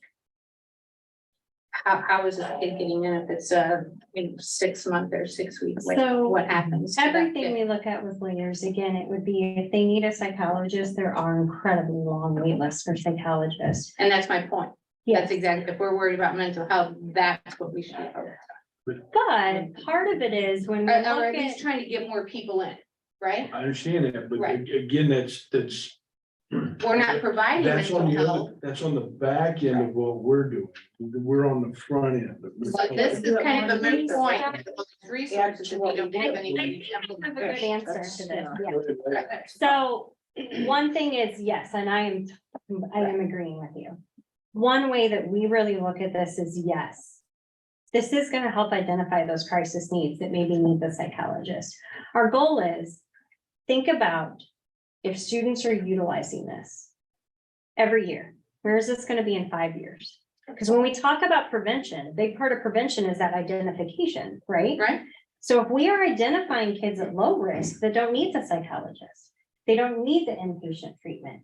but we're not identifying- diagnosing, right? This is. We're not diagnosing. So then how do we know they don't need it? If I'm they're low risk? I'm not saying that, but I'm just Okay. saying, we've noticed that they have a need. So now we've gone, okay, this child who maybe was flying under the radar because everything we think is fine, but now we notice there's this low risk need. So now we're working with the family to maybe get them to get counseling, to get them with that lower level treatment. So maybe in 3 years, 5 years, they're not in crisis. Because we got it started down here. So that's a big part of it is what we continue to hear also from providers, from the psychologists, from the school counselors that were part of these work groups, that were part of developing this. We had the psychologist at our very beginning phases from Mercy that was saying, I'm overburdened. We need a system to help triage these kids, catch them earlier so that not so many need the psychologist needs. But like we said before, not every child does need a psychologist. So if you have 10 kids on that wait list, But still, we can't determine that by this tool that we're allowing them to But- self. But what was right? happening is a lot of schools were going, okay, we don't have a way to necessarily identify where their needs are, so we're just gonna send them all. They're sending them all to the Country. same spot. Yes. So, and I was gonna say, you may be able to give a Yes. better example in terms of low risk need. Those may be the folks that are just maybe touching base with the school counselor, that they're gonna do a more frequent touch base with them. And medium risk, Coping and techniques. correct, Mhm. coping techniques, maybe some additional assistance that way. In terms of medium risk, maybe those are the kiddos that are gonna need to see the in-school liaisons that are coming in from Comtree or Covenant or Chestnut, and or connecting with some of those outside, but the idea being is that otherwise, they're, at this point in time, basically what the counselor said they were doing is they just are, they have to send them all to the intake center. And then they have to go through all of this, and instead of being able to say, this is low risk, let's go ahead and start getting these guys seeing the school counselor for a period of time.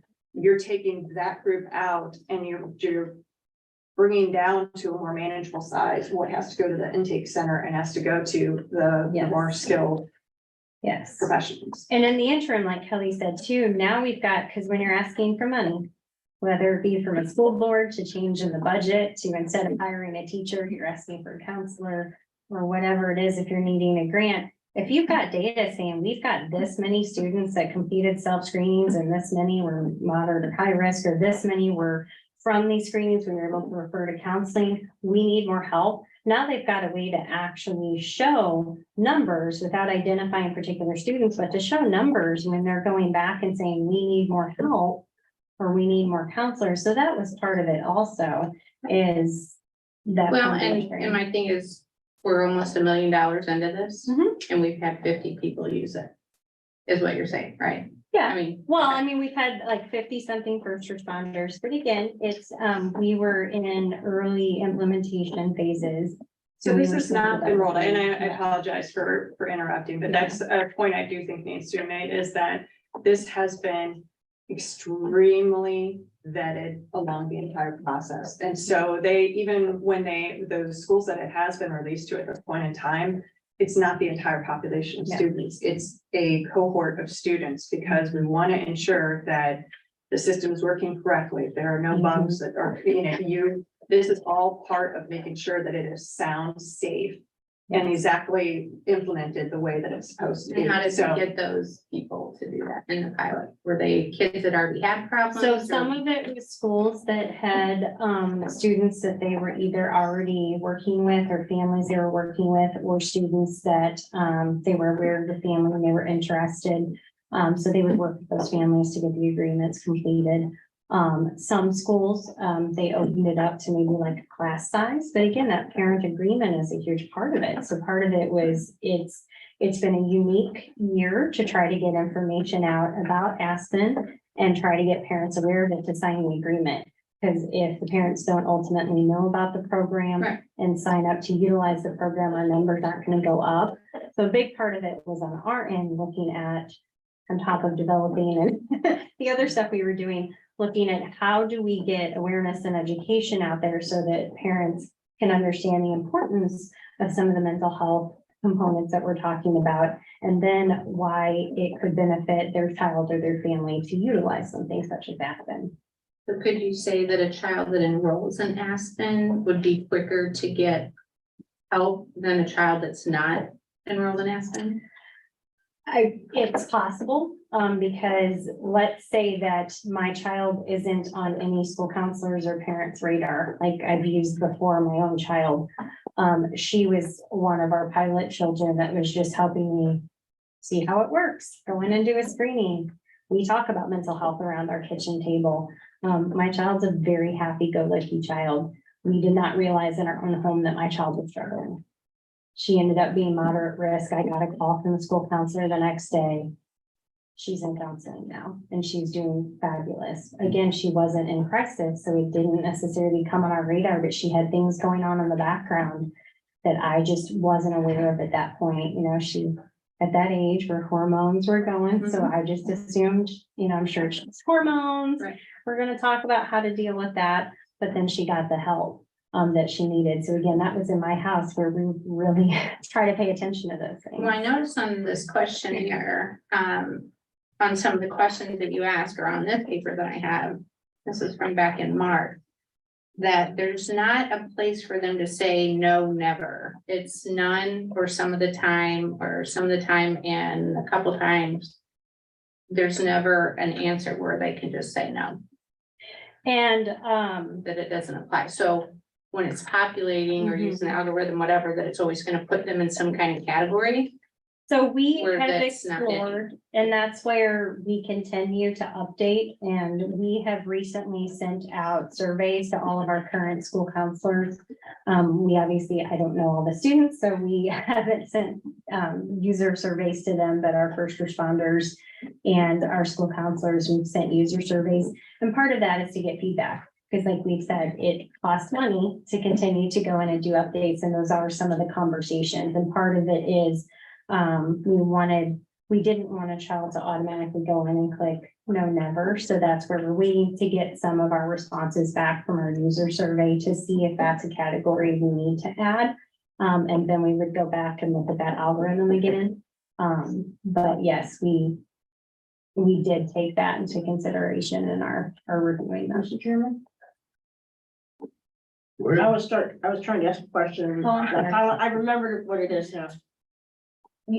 At the beginning, it sounded like anyone could use this directory, Aspen. The resource The directory resource directory. is available. Can to we the go public. on Aspen and, say somebody comes by my house, I know she's having some problems, and hey, let's just do this right now. You take a look at this. You can pull up the resource directory from your house, from your phone, from your tablet. You cannot take a screening at this time. We've talked about that being an option in the future with more funding and things we would take to do that. But right now you can go onto the resource directory.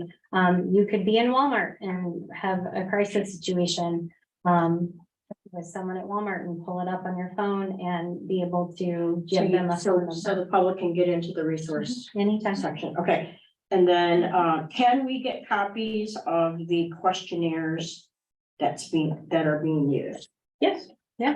And, Mhm. okay, because maybe as a board, we might want to have a little bit of input, like, that was a really good idea, like, never.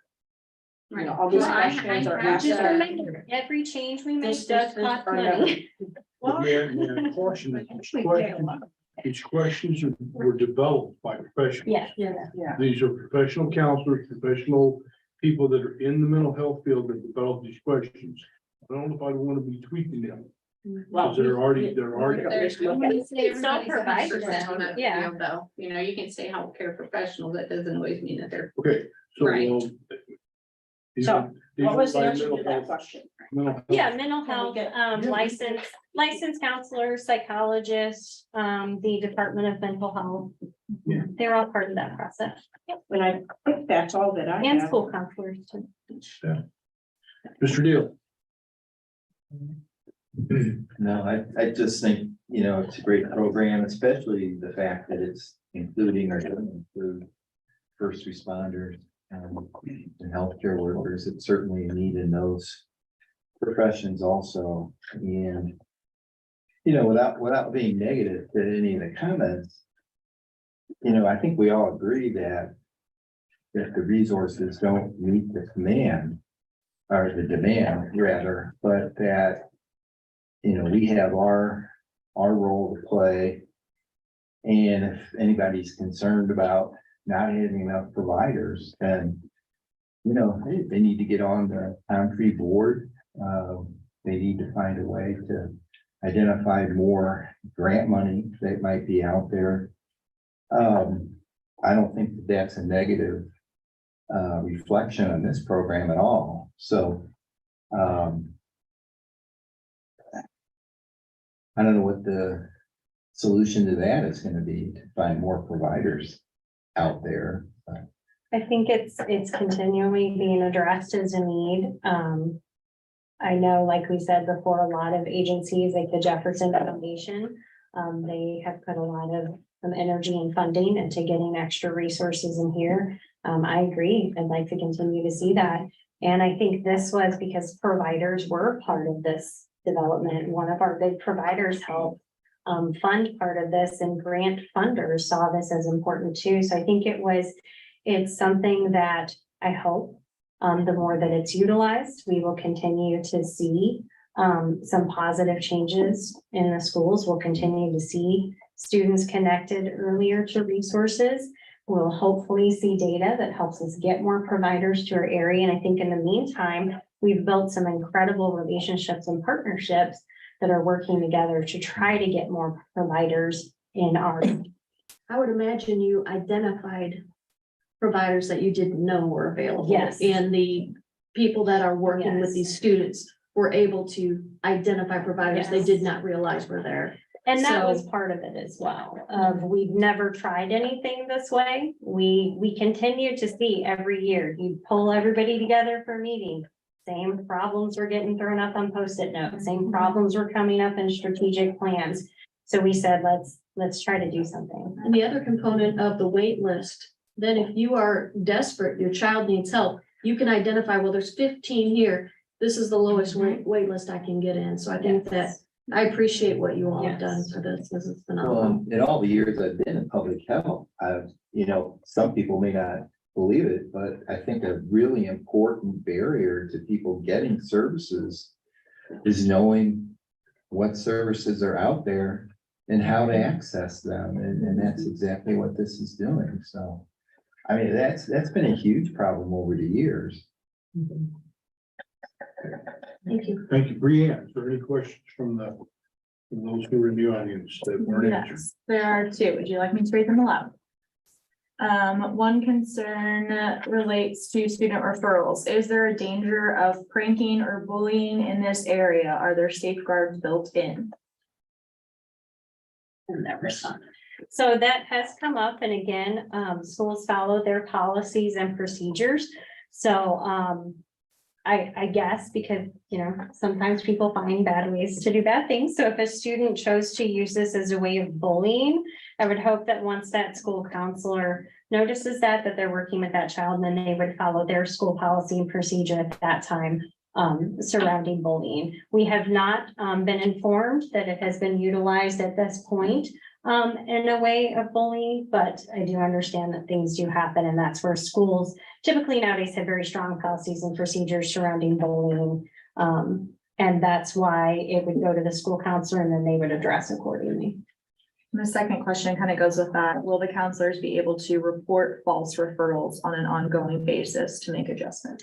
So yes, so that's why we have sent out our first survey for feedback. We also continue to work in person. So we talk with our administrators that have utilized the tool. We always give them our email address, and we continue to email the schools that are using to get feedback. That's how we've made the updates and changes that we have, and we will continue that process. And obviously, if this came as an issue, we would address it accordingly. And if it was a rising issue, we may relook at that referral option. But it was something we felt very passionate about. It could potentially save a life, so it was something we wanted to do. And hopefully it is used for good and not for bullying. When will it be launched to all schools? It is a per school choice. So we work with schools individually. We make it known that it is available, and then we work with the school administrators and provide similar demonstrations to what you guys see today. If a school chooses to implement this, we give them a copy of the agreement for them to review with their attorneys and their school board of directors typically. Sometimes that could be up to a 6, 8 or longer week process, depending on attorney and board member feedback. And then once the agreement is signed, we spend a couple of weeks working hands-on with the staff to train them, to provide additional training with school, with our licensed counselors to come in as well. And then we offer opportunities to engage with the parent community as well as the student community to make them aware of Aspen, mental health awareness, things like that. That was a very long-winded answer. So it has been launched to all of them. Not all schools, no. It's That's been what she's offered. asking. And so It's is there, been offered to all schools. To And all so schools. do you have any in the, do you have 8 that are? Yes, we have 8. I have those numbers. So right now, we have 10 schools. 8 of those are in Jefferson County. 1 is in St. Louis County and 1 is in St. Francis County that have signed agreements. So not all of them have fully launched, some are still in the process. So this isn't just Jefferson County. We are exploring pilot options in other Okay. schools because part of our sustainable funding would be to look at if we could expand outside of our county for additional funding. That would be part of our sustainability plan. Thank you. But right now, it is not being served to students in those areas. Those are just schools that we are working with that are very interested. So if a student not in one of these programs then, or a school that's signed on.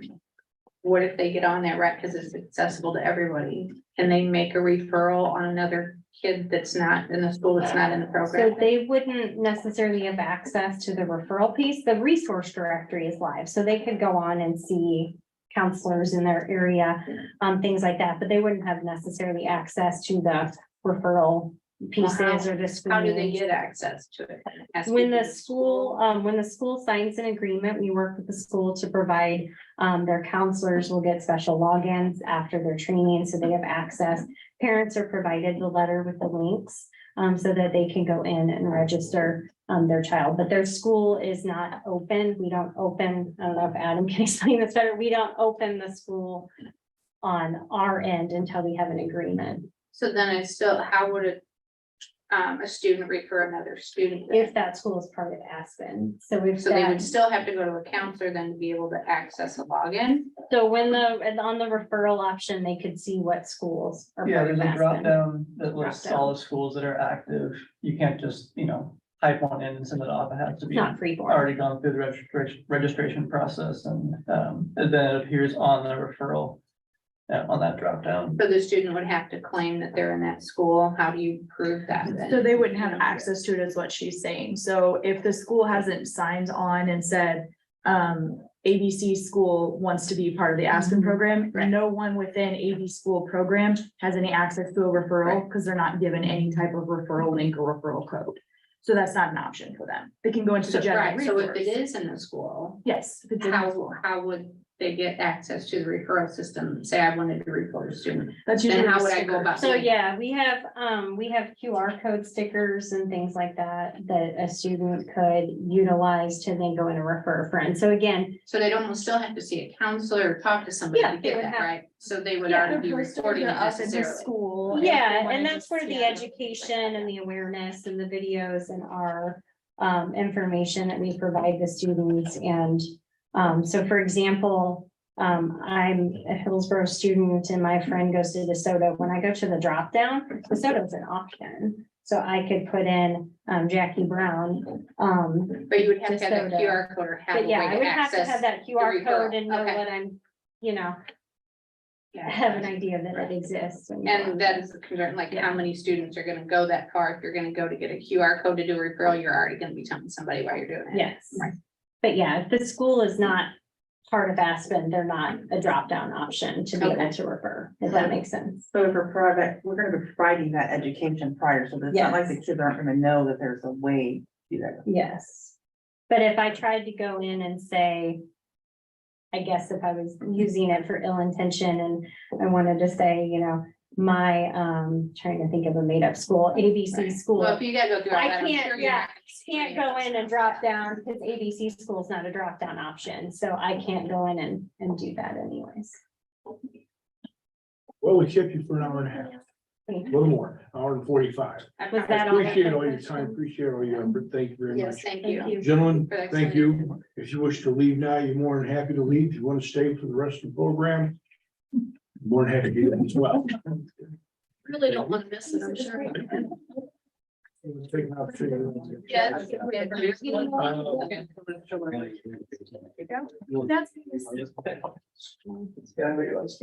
let's go ahead and forge ahead. The next item is approval of the minutes and expenditure, or no minutes, sorry, just expenditures. The approval of the minutes has been pulled because we're not ready. So number two, approval of the 2023 expenditures for $174,100.31. Do I have a motion? So moved. Second? We have a first and a second. Any discussion? Mr. Chair. Yes. So There's a few things on here, you know, and then we're adding to the cost of Aspen again this month, around 40-something thousand dollars. Bringing it up closer to 800,000 we've spent so far. When is our funding going to be all used up that we have? Do you know? For, Or what we For Aspen? received in grants already? Mr. Chair. yes, ma'am, please. So with anything that has to do with Aspen, there has to be funding available prior to a work order being approved for it. So if a work order has been placed and work is being done, there has to be proof on the requisition going in beforehand that funding is available in the grant. So as long as the grants are available, and they have to be available at the time of approval before the work is done. So what you're seeing is that it was an approved request, and it was approved because there were funds available under the grant still to be able to pay it. So at some point in time, those grant funds will be depleted, and then we have to let Architect now go. No, Are they basically, they're agreed to getting stay more with and us more or finish grants. this? So she showed us the list of grants. So there's more and more funding coming available each time, and they're using that funding to expand it, and they're building on. So the first responders, they got additional funding to expand that to first responders. And then they work through Architect now to expand those resources. So the funding is, as long as they can keep getting grants, that funding is going to continue to come in for this project. So then if they didn't or qualify, or some of the paperwork, like you said, you turn in, then you're like, okay, now we're done. And then we'll just need to maintain that website. Is that who's gonna maintain it? Then at a point where say, okay, we've done enough outreach. Our directory is done, say after you do this next one where there's a new incident of, you know, a child or say that's the end of it. That's where you stop. So I missed the first part of it. Yeah, so They're asking based on inventory. I guess that's what I'm trying to say. the reality is that there, from the very beginning, Jackie has been working to create a sustainability plan for this. So what happens when the grants stop, or what happens when, where do we go from there, and building a business plan that will basically take this to the next, whatever the next step is. So whether that is with us, whether that's moving forward, whether that's, basically, it will depend upon how this development plan, how the sustainability is worked out. We, But they've we been don't building want to that. be reliant on grants forever. We don't want to be, we never want to be reliant on the health department. So that's why we've been exploring opportunities outside of the county. Because there's funding in different sources such as children's service funds, such as setting up fee structures, investors, there's lots of different options. And that's why this most recent grant through the foundation, a large part of it is us working with consultants that have worked with entities similar to us. I gotta say, we're a little unique, which has been part of the challenge, to come up with a really secure business plan, looking at every possible funding stream out there, that would minimize our reliance on grants and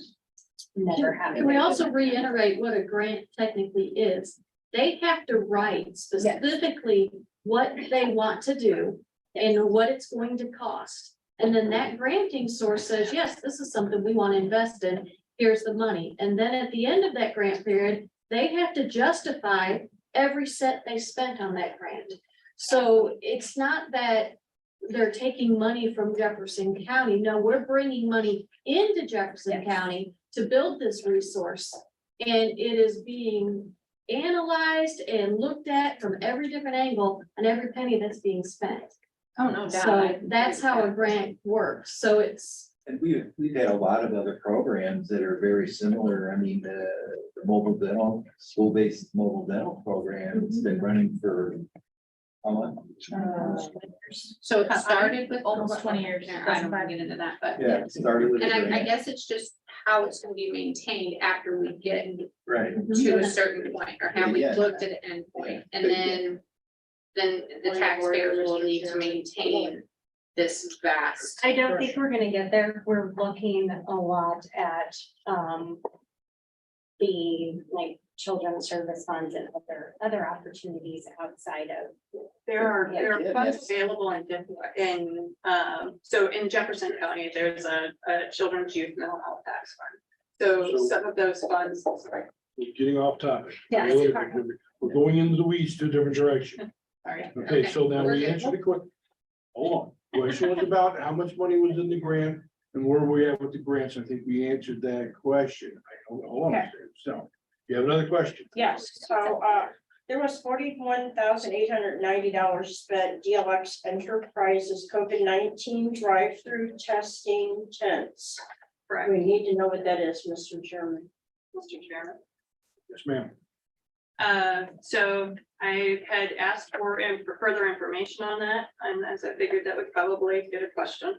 It is from the ELC Expansion Fund, which is basically COVID-specific funding. The funding has to be used for equipment and supplies related only to COVID response activities and or preparing for the next pandemic.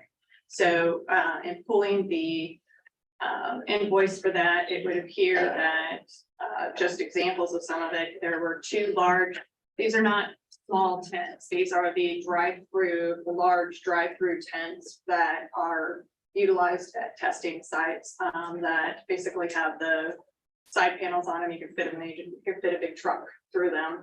They do the testing services in a confidential way. The people and the testers are protected from, say, we've had a raining, we've had it snowing. So we you've have had got these. some tents that cost us $41,000.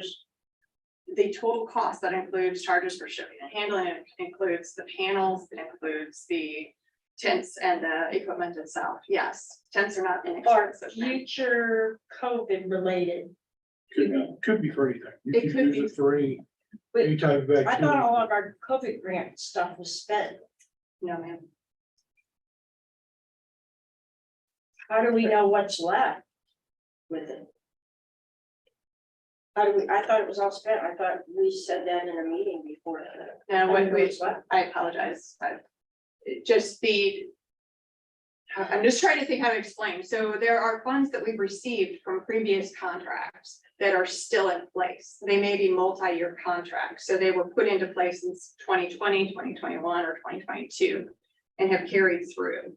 And so with that is the funding that we are spending at this moment in time, is that it was original funding that was put into place during the COVID response. The expectation is to build up public health infrastructure so that regardless of what communicable disease it is, whether it's a flu outbreak, whether it's a whatever, we will be able to respond and have the equipment ready so that we don't have to go out and purchase all of this if a major event were to come up.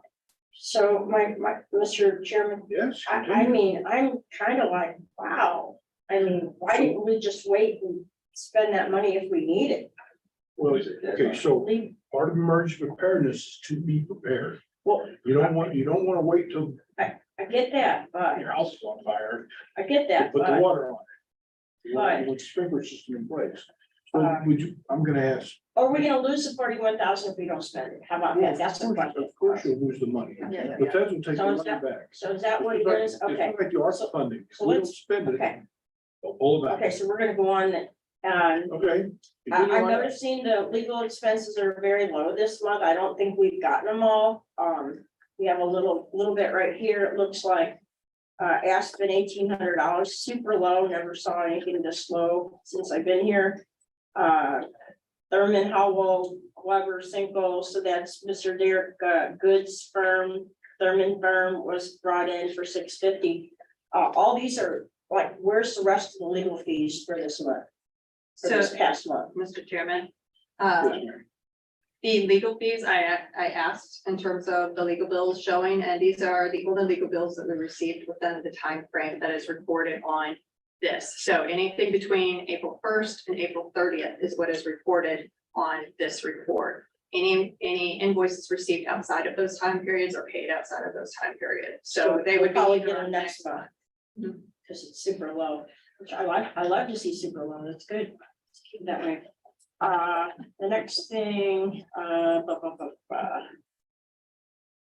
is the leader publications Yeah, I'm gonna ask for these invoices for fence, I'm gonna ask for the invoices for leader publication, invoices indicated here for $5,280, just wondering what we were advertising or noticing or whatever in the paper. Mr. Chairman, Yes, ma'am. the leader publications, we are required to publicize the election prior to, and we have to pay for those postings. And so I believe those 3 invoices were related to our mandated reporting or posting of election, that we are having an election for officers, and then I believe food officers. And then we'll get a copy of those too. I highlighted what we want copies of. So, Work with Ms. Wallner, and we'll make sure that all of the trustees get copies that Davis has requested. I have no interest in that. You ask a question, she got an answer. What more do we need to do? point of order. Mr. Chairman, that's your. I'm gonna call the vote. Again, this is for the April 2023 expenditures for $174,100.31. We have first and second. There's no further discussion. All in favor? Any opposed? Motion carries. I am looking for a motion to approve the April 2023 electronic payments for $508,384.58. Motion to approve those payments. First, I need a second, please. Second. First and second, is there any discussion? Not hearing any. All in favor, please say aye. Any opposed? Motion carries. This is a pre-approval of the June 2023 electronic payments for $590,192.52. Do I have a motion? I have a motion. Do I have a second? Where do I see? How do I not see that? Oh, yeah, 508. I'll second. 384. $590. We have a second. Having the first, second, is there any discussion? Those are auto pays. Those are the pre-approval 2023 electronic payments for June. We always pre-approve the Yes. payments. Yes. So that way they can go through without getting Yes. them. All right. Any discussion? Okay, very good. All in favor, please say aye. Aye. Any opposed? Motion carries. Next part is director's report, Ms. Ballmer. I will defer the floor to Brianna Swingers to do our communications report. Great. Great to be back. You have a copy of my, the communications and marketing report in your packet. So if there's any specific questions or anything you have in regards to that, you can let me know. But I'm gonna go ahead and go through with my highlights here. First off, I wanted to start with the fact that the health department's been in the paper, the leader for the last couple of weeks. Our dental team was highlighted. They were actually the featured story in last week's edition, which was super awesome. And then as well, Steve Sykes and Tori Bowen were also highlighted in regards to the NEHA awards that they received that Director Volker told you about last time. So just wanted to kind of highlight that. Shout out to our dental team. They were super psyched. And yeah, so okay, so the next part I have here is yesterday, a community member by the name of Liz Downer requested that these statements be read to the board and also requested that certain actions be taken and documents were provided. So Ms. Downer wrote the following, and I will fill in responses to her questions as appropriate when we move forward. So number one was information request for the adult immunization grant. Please explain this grant, who provides the funds, please break down treasury details, how will the money be spent, requested information to be posted on the JCHD website. So we'll be treating Ms. Downer's request for documents to be posted as a sunshine request. However, in response to the questions about funding and spending, I can provide the following information. The adult immunization grant funding is provided to the state through CDC funds. The state has assigned various local public health agencies as subcontractors to help meet grant deliverables, which is what we are. We received the funding as a subcontractor under the state. The funding amount given to JCHD was $360,498. This includes providing and educating the public on COVID vaccination, flu vaccination, and ensuring that we are serving underserved populations within the community. Funding also covers the personnel cost, travel for homebound vaccines, so the gas expense, things like that.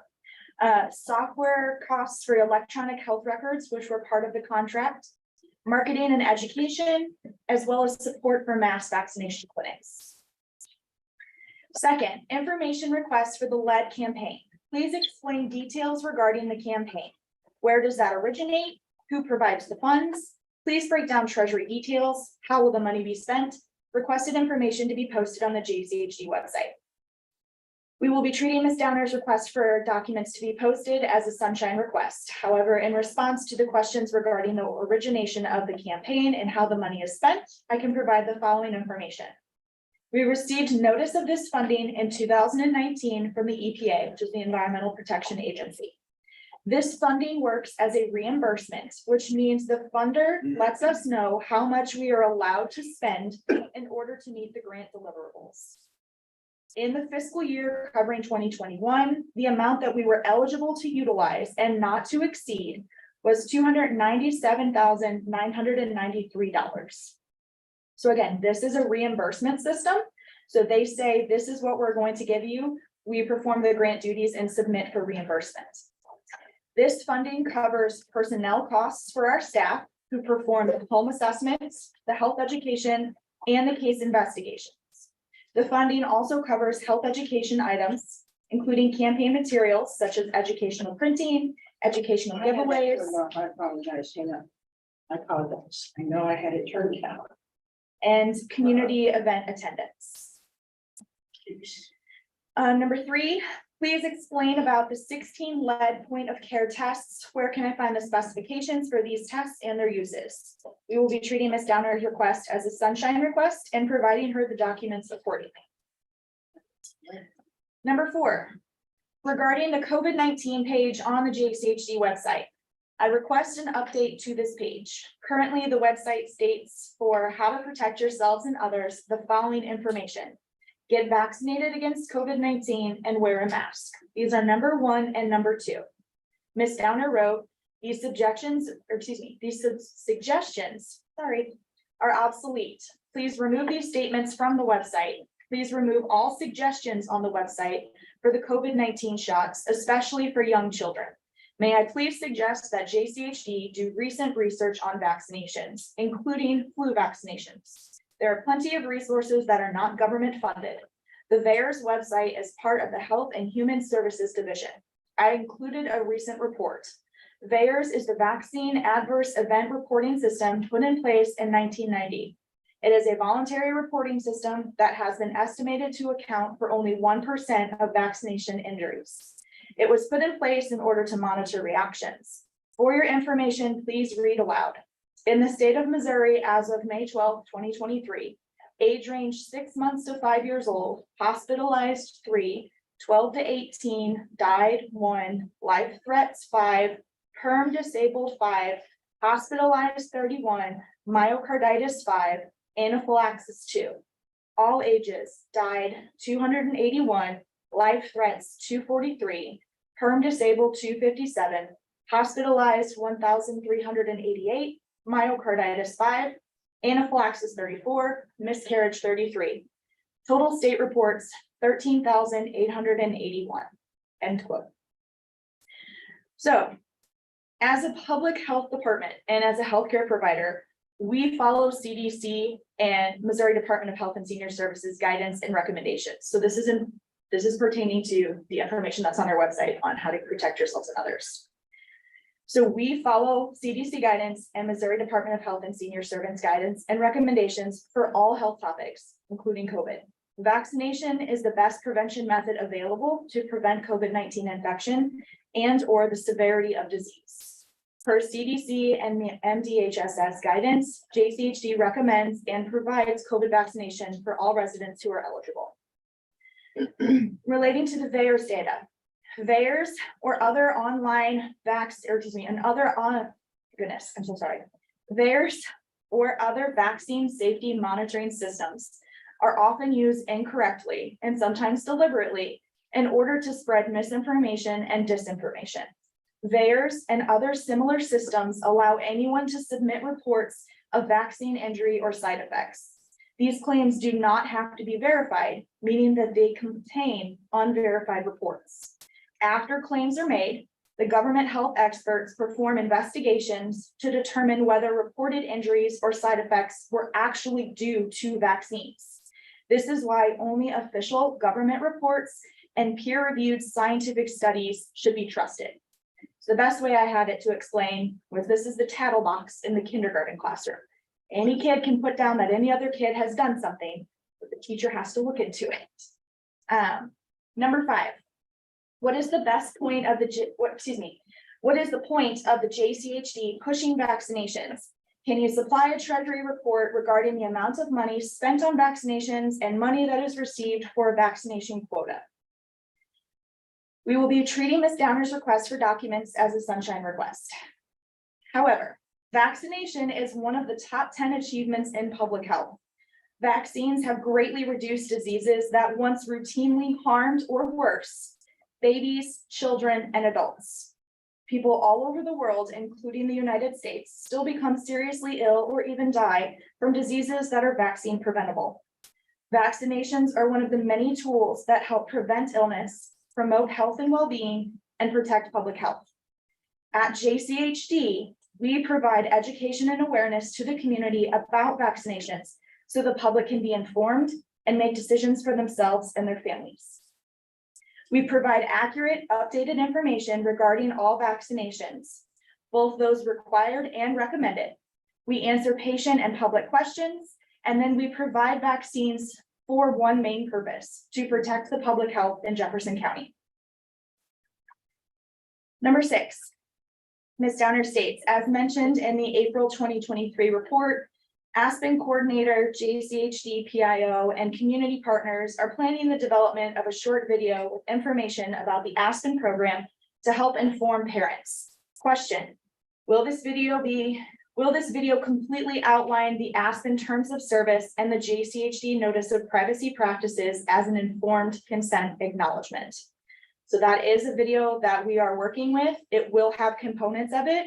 It probably will not be as in-depth as Jackie's hour and a half, but we can always refer individuals back to that as well.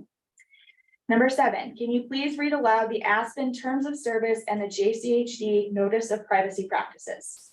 So we will be treating Ms. Downer's request for documents to be read as a sunshine request and will respond accordingly. However, in the interest of time, we will not be reading them aloud today. Number 8, the JCHD terms of services document number 4874-9233-4378.3. Please publish the revision page for this document in section 10. We have the right to change, modify, terminate, or otherwise alter these terms. As a government entity, you are required to publish any changes and revisions. Where may we find those historical references? We will be treating this request for documents to be posted as a sunshine request. Number 9.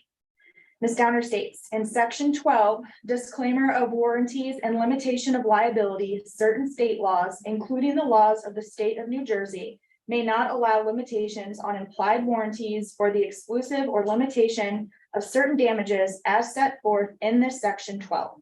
So these limitations and exclusions apply to you only to the extent permitted by applicable law. Can you please supply the reasoning for referencing the state of New Jersey? Is there another document which these terms are derived from? Our response, we will be treating Ms. Downer's request for documents to be posted as a sunshine request. Number 10, complete Treasury Report 4. Per the April 2023 report, Aspen funding streams, Jefferson Foundation Transformative Grant, Missouri DHSS Health Disparities Contract. And again, we'll be treating Ms. Downer's request for documents to be posted as a sunshine request. Number 11. Question in regards to resolution 22-01-27-01. Did law enforcement from a local municipality, county, or state agree to enforce the JCHD resolution 22-01-27-01 regarding the healthcare resolutions authorization of a misdemeanor charge? Did they agree to enforce actions? Which agency or agencies agreed? For example, the Health Department Inspector, the JC Sheriff Department, Hillsborough Police, Missouri Highway Patrol, etc.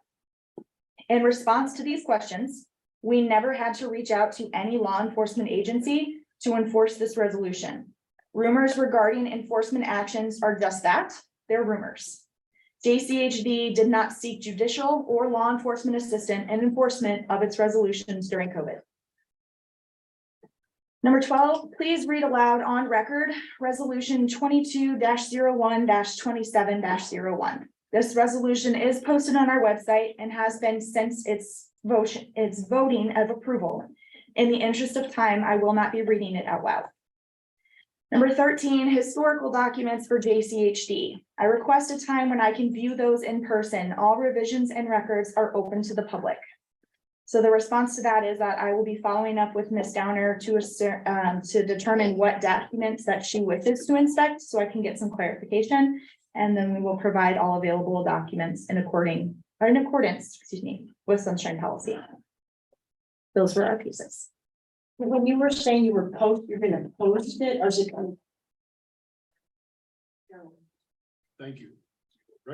Be recognized before you take the floor, Ms. Davis. Which is your question.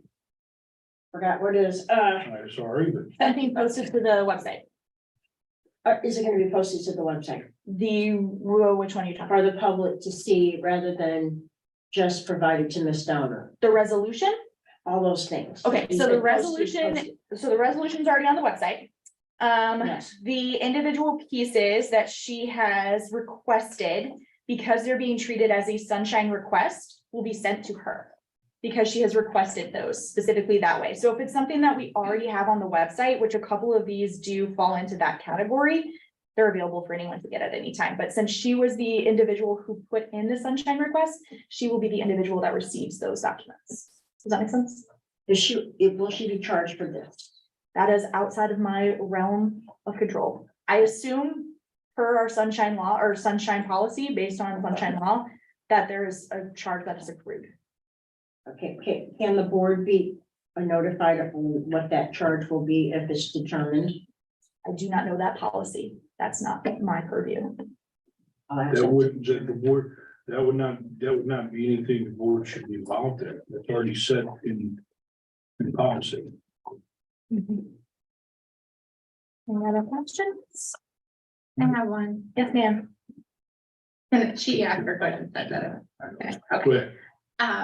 On the CDC, we're following everything with them. Peer reviewed studies. So you stated that we follow the peer reviewed studies from the CDC, correct? So we follow CDC guidance, which is typically derived from peer-reviewed studies. So the part that I mentioned, peer-reviewed studies, was in response to VAERS, so that individuals don't just get on VAERS and see, there's 300 people that have reported after I had, this vaccine, my left toe turned blue or something like that. Like, anybody can go in there. I could sit there all day and just click like random things. That part there was saying, rather than looking at that as a piece, look at it as a tool, which is what the experts do. They look, you're a nurse, you know this. Right. They look at that for, Well, that's kind of why I asked. yeah, the So if peer we're review. doing that for VAERS, shouldn't we be looking at peer reviewed studies for everything involved with health? I see what you're saying. Yes, but I think that because we follow the guidance of Missouri Department of Health and Senior Services plus CDC, they're kind of that factor who's already done that part for us. Does that make sense? Are you If it's thinking there's documented, something that we're not following? If I'm just saying, if we're following peer reviewed studies that are not posted from, if I had ones that were not posted So- on CDC. So again, I just want to say, so We our should be following all peer reviewed, Our- nothing less. operational policies are the way that we conduct our work here, is related to the guidance that we are given by the entities that oversee us, which is the CDC, who we were to, the Department of Health and Senior Services, our physicians that sign the state who signs our standing orders for some, and the personal private physicians who are the standing orders for our physicians that are here. So I see what you're saying with the peer reviewed, but if I misconstrued that, I apologize. So we don't sit down as a staff and say, we like this peer reviewed, we like this peer reviewed. What I meant by that was, if individuals are out there researching and they're wanting to get that information, make sure that we're focusing on all of the pieces that are out there, not just one specific lens. Because I mean, I'm sure you Well, went to yeah, school if for you're two. watching the You go Senate to a- hearing, there's plenty of. If you do any Precedent kind set. of peer review research, you're gonna find one that says yes and one that says no, like Well, that it's is, no. always out The there, whole right? point of peer reviewed is it has to happen and occur Right, it every has to have single those time. So gold there standards. shouldn't ever be two peer reviewed Right. documents that contradict each other. Which is Or why, one is wrong. which think is we're why the saying yes. importance of it is, Well, and that's my point. The CDC doesn't go give advice on peer reviewed documentation. I see what you're saying. I just want to bring that, that'll be further down the road for me, Mr. but thank you. I appreciate it. Yes, No disrespect to Brianne, because you are doing a super job. Yeah, I mean, agreed. you just really did a good job with Ms. Donner's request, good for you. But it does say, I'm looking at the VAERS site right now, Mhm. that doctors in hospitals have to report. So these things are being, Oh, yeah, for most of sure. them are being all reported by doctors in hospitals. So I don't know not the crazy numbers. Just so there's stuff in here that's Didn't for mean real. crazy people. Please Okay. don't put me on the record saying that. Yeah. Yeah, so Just no, go, you're "Oh, it's not absolutely good." right. Doctors and stuff do. So that's totally true. Mhm. I don't know if there might be somewhere maybe on VAERS that shows like the percentage of, you know, the individuals that report that are physicians or within that. I don't know how they capture that. I don't know. It mentions So- whether So I can't comment on that person part. reported or doctor did. Yeah, that's- we're gonna move on for this because Okay. we're getting into discussions where it's really not, should be. Appreciate your information. Is there anything else you Thank you. got for us? Nope, Thank you. Good. Thank you. Next on the agenda is, Mr. I'm sorry, you have something else you want to do? Ms. Coleman has a. Next on the agenda I have on me is Ms. Coleman. You want me to go up? You want me to go up there? You, if you wanted, you wish to, you're more than welcome, or if you wish to sit there, you're more than welcome to. I mean, I know you have a lot of things that you're exercising. I thought I did. Well, please. I'm sorry.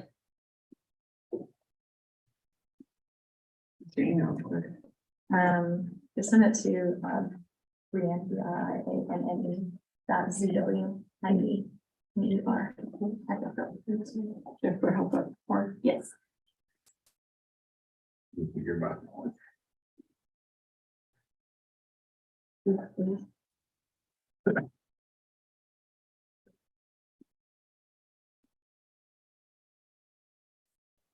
Sorry.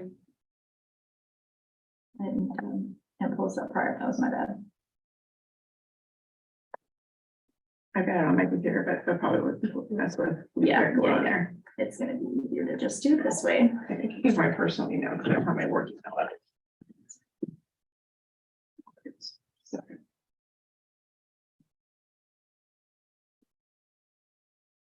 So, Wow, that's. Yeah. I was like, I was gonna say, so I get extra points. He says that every time he comes in, he's like, your password takes forever. I'm like, yeah, because I listen and you tell me. Plus my husband's a software developer, so if he's watching, he's gonna be like, good job, dude. I try real hard. We'll say good job. Right. Like, that was almost the whole screen. No, let's not state my name. That does not sound like fun. So my whole email's gonna pop up, so, you know, have fun with that one, everyone. And I grab my presentation super quick. Chrissy. Open in PowerPoints.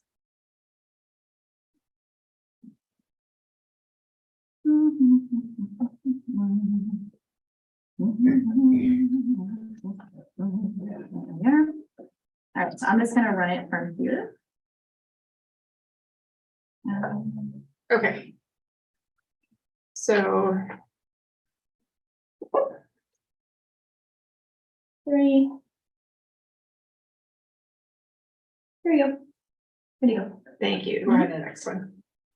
So I wanted to address some things that have been circulating, questions from board members, questions from community members, things that have been posted on socials about sunshine complaints, what our responses and the AGO in the presentation stands for the Attorney General's Office, responses back and forth to us in particular with regard to sunshine complaints that were made back in 2021.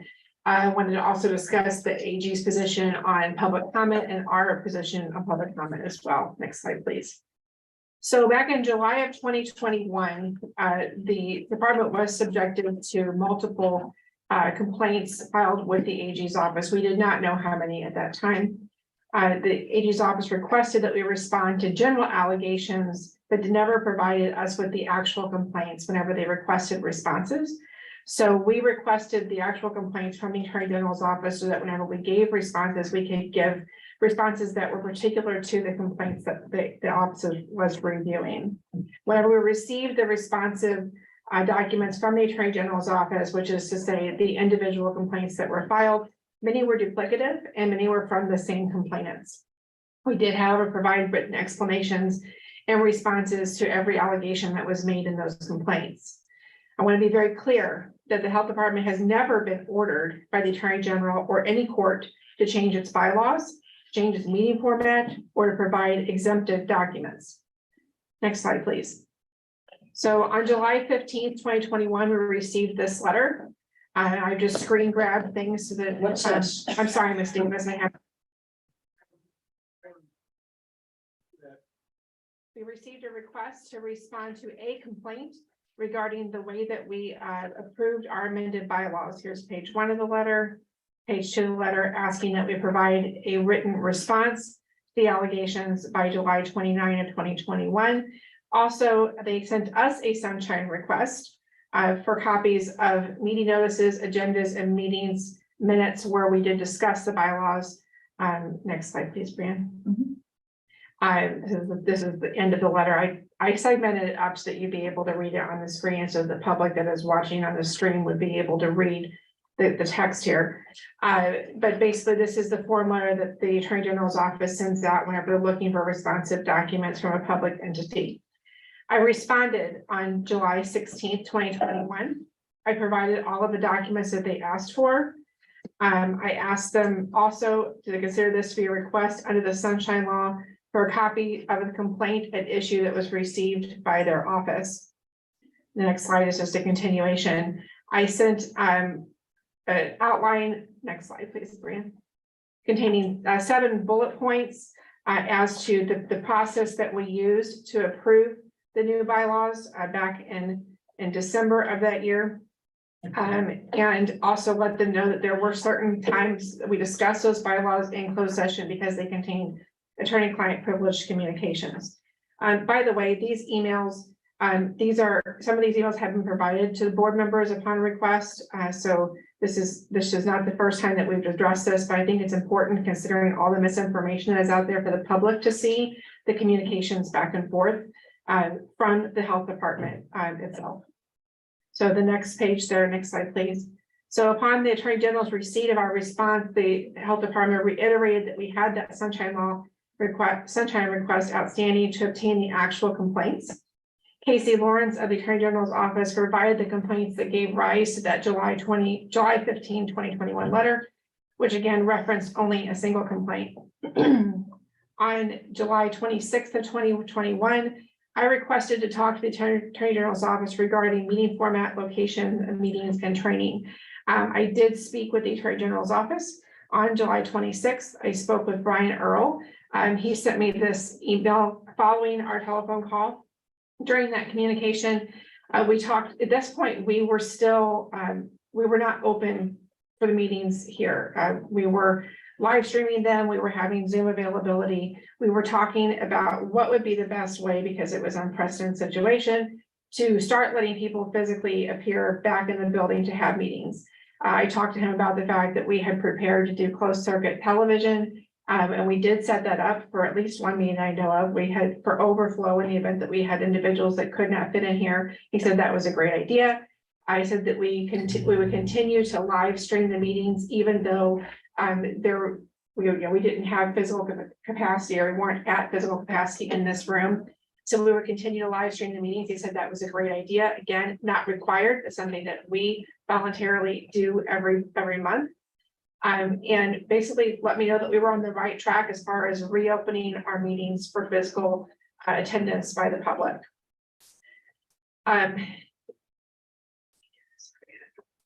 There, next, please. I also asked in November of 2021 I sent an email to Casey Lawrence at the Attorney General's office, asking if they come and provide us with some training on the sunshine law.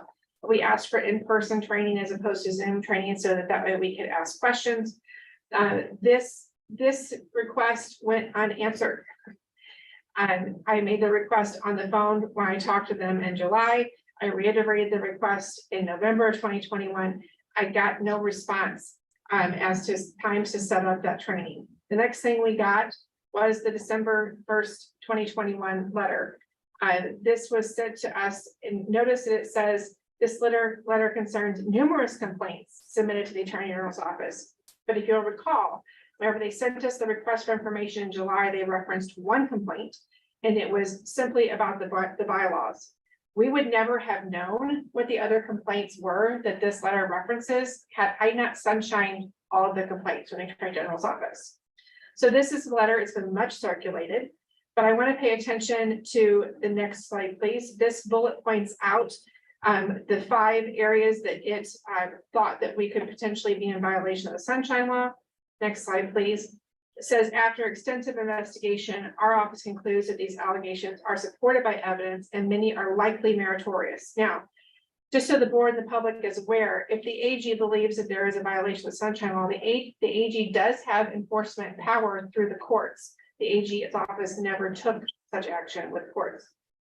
So what they asked us to do is they said the public's meeting practices present a picture of leaders who desire to conduct public business with as little contact as possible with the very public they're elected to serve. Mind you, at this point, we were still in the process of physically reopening, and we were still in pandemic state. But what they did, in the next slide, please, is they asked us to comply with what they referred to as the spirit of the law and to do best practices. They asked us to attend a sunshine training course provided at no cost by the AG's office. Reminder, I'd already asked for that, and that request fell on deaf ears. Maximize in-person public attendance at board public meetings to pursue alternative meeting locations large enough to accommodate the expected in-person public attendance. We have never had to turn away anyone from this room, and we have never had to turn away anyone from our town halls that have been held at larger facilities. When the board posts its meetings and notices, simultaneously post copies of proposed resolutions and ordinances. This is not required by the sunshine law. It's not required by the sunshine law. So this would be outside the scope of what the AG's office is charged with enforcing. An implemented degree of public comment. This is the one I think that's gotten the most attention. By the way, they rounded out the letter by asking us to adopt the quote best practices. Again, not an order of the AG's office. Can go to the next slide. One more, please, Brian. Again, reiterate, they talked about the spirit of the law, best practices of the law. Again, the initial request referred to only a singular complaint that was actually filed by a board member. Only after the health department sunshine the actual complaints did the AG acknowledge that there were multiple, and that is the only way that we knew that there were multiple. We went ahead and responded to all of them, even though the AG requested the response to just the one. There were no references made to specific complaints whenever the Attorney General asked us for follow-up. There were no references to specific sections of the law, which is a big red flag, especially coming out of the top layer in the state. There were also no references to previous decisions of the courts or to advisory opinions of the Attorney General's office.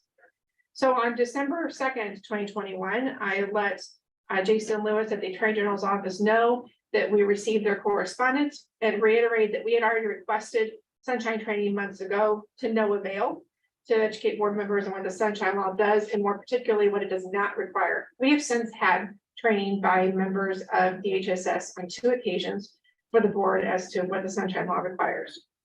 I said that I would convey their requests to the board, but that it was an incredible overreach by the AG's office. He responded the next day asking me for a phone call. Bear in mind, this is the same office that I had talked to over the summer that said that we were doing everything right. So at this point, I had concerns about whether or not what I would hear over the phone would match what they would try to enforce later. So I asked for their findings in writing. I reiterated that on December 6th of 2021. Asked for the findings in writing. They responded back and says that basically referred to the text of their letter of December 1, gave no additional information, gave no specific findings. And again, reiterated that what they were asking us to do was what they termed to be best practices. They did not cite any statutory or case law authority for doing so. They did not even cite a single one of their own opinion letters that would have required us to do so. So next slide, please, Brian. Again, the AG did not provide citations to the law or decisions requesting that their best practices be implemented and acknowledged that those quote unquote best practices were not required.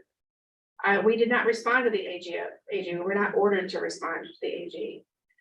We did change the time of our meetings. At the time, and whenever I started working with the health departments, the meetings were at 3 o'clock in the afternoon. The meetings were running long. They were running until 5 o'clock in the day. Tonight's probably not the best example of a short meeting. But because we were able to really enforce Robert's rules and to streamline the meetings, we didn't need to meet at 3 o'clock in the afternoon anymore. So we went ahead and bumped those meetings to 4 o'clock in the afternoon.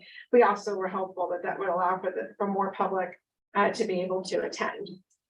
We decided on our own, again, not a suggestion or an order by the AG, to hold town hall meetings to allow for the public to email the chair, which is right into the meeting. We've had an example of this evening with Ms. Downer's letter. We did secure training from DHSS that included training on sunshine law. It's been offered twice since December of 2021. We didn't provide a response to their email of December 6, 21. However, between December 6 and December 17 to 21, we did send the AG a sunshine request for all communication between it and board trustees, as well as between it and opposing counsel, and that in litigation that was pending at that time. They took months to respond and responded back only with information that we already had. So the AG's office followed up with us on December 17th, again, asking if we would adopt the best practices that they had recommended. I would point out that, again, best practices and recommendations are not orders. So I want to point out to the public in particular that the AG's office does publish a sunshine law manual. And I've given the link to that manual here on the next slide. And I've shown some excerpts from that document on the next 2 slides. I'd like the board and the public to pay attention to page 6 of the sunshine law handbook that is published by our Attorney General. It specifically states, while the sunshine law mandates that most meetings of the public governmental bodies be open to the public, it does not require that members of the public be permitted to speak at these meetings. So I think it's important that we end with a summary of the things that we have done voluntarily as a board to have transparency, frankly, more transparency than is required of the board and of the agency. We have voluntarily made changes to our meeting time and our format. We have voluntarily continued to live stream and to maintain videos of the meetings so they can be watched after the meetings. Sunshine law only requires that the public be able to participate, to attend, not to participate. So if we wanted to, we could actually stop even live streaming, but we have chosen to continue those live streams and to maintain those on the YouTube channel so they can be watched after the meeting is over, especially for those who might still be at work or be attending to young children. We voluntarily read public comments to the chair at meetings. We voluntarily set up a closed circuit television when physical attendance overflowed during the time of the pandemic. We voluntarily have a communications email for the public to send questions and comments, and Brianne has been doing a great job, and thank you, Ms. Davis, for acknowledging that she's put in a lot of time and effort and work into making sure that we can get responses out to the public. And we also have a frequently asked questions section of our website. We voluntarily have 2 town hall meetings a year for public comments and questions. We voluntarily have a page that is hosted by and monitored by Facebook to disseminate information about the agency. We voluntarily upload videos about the agency's programs to its YouTube channels and social so that the public has a better idea of the programs that we offer. And we voluntarily will begin, I think this is, the chair is considering whether or not we will have a small public comment section on particular agendas that are in accordance with our bylaws. Again, that's a voluntary effort that the board can take. It is not one that we are doing because we are required to do so by law. Thank you very much. Thank you. Appreciate that. Certainly. I asked for that to be done because there was so much information that was flying around. parts of it was being developed on some of these thought patterns and other people's guessing about what happened. And I don't know if everybody realized the extent by which we had communications and emails going back and forth with the AG's office, including the request to have actual training by them, which they, whatever, for whatever reason, didn't provide or didn't get back with us. Again, you know, this is a business meeting and comments thereof being allowed is truly a courtesy. And I'm gonna take it under advisement that I may put it back in, may not, I'm gonna still think about it. But I want everybody to be well aware of that if I put it back in, it's gonna be controlled. And by that, I mean, we're gonna be civil, we're gonna be honest. Any detriment to anyone, regardless of who it is, to what it is, I'm not gonna allow. We'll just be plain blunt about that. So I'll take that under advisement. Not gonna really have any discussion any further on that particular point. All right, next business is strategic planning update. Just to give an update to the board, we've been trying to find a time to get our strategic planning consultants in for an in-person all-day training and communication, our work session. We would like to invite the entire board to that work session. And the date that they have available and that we can get our staff there is June 27th. So I just wanted to put that date out there and see if anybody, what everybody's availability was. My question would be, as always, would you send me a invite so I can put on my calendar and I will see where I fall into, make that or not. That's the easiest way for me. I don't know about anybody else. For me, that's the end of the week. What? I would try to do 8 to 5, just in case. And my understanding, and in talking with Christie, Sorry. thank you, oh, sorry, Tuesday, is that it would be a work session if more than 3 members, sorry, if more than 2 members, so if a third member of the board or if all 5 members participate, it would be a working session of the board. It would be a closed working session of the board, but it would be It'd posted. be posted, but you would immediately go into the closed session so that the discussions about strategic plan would not be open to the public. Now, to be clear though, once the strategic plan is adopted, that document is open to the public. So I just wanted to make you guys aware that Is it would. Zoom gonna be available for this as well? I know it doesn't, still requires, but would Zoom be available or not? I don't think. Think there's- about that. Yeah, okay. Sorry, just think about that.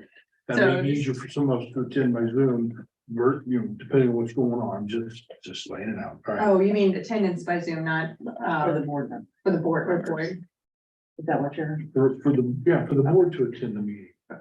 I will Not, ask. not open up to the public or anybody else, whatever, just think about it. Okay. All right. I will get that information back to the team, but just want to make sure you had that as soon as possible for calendaring.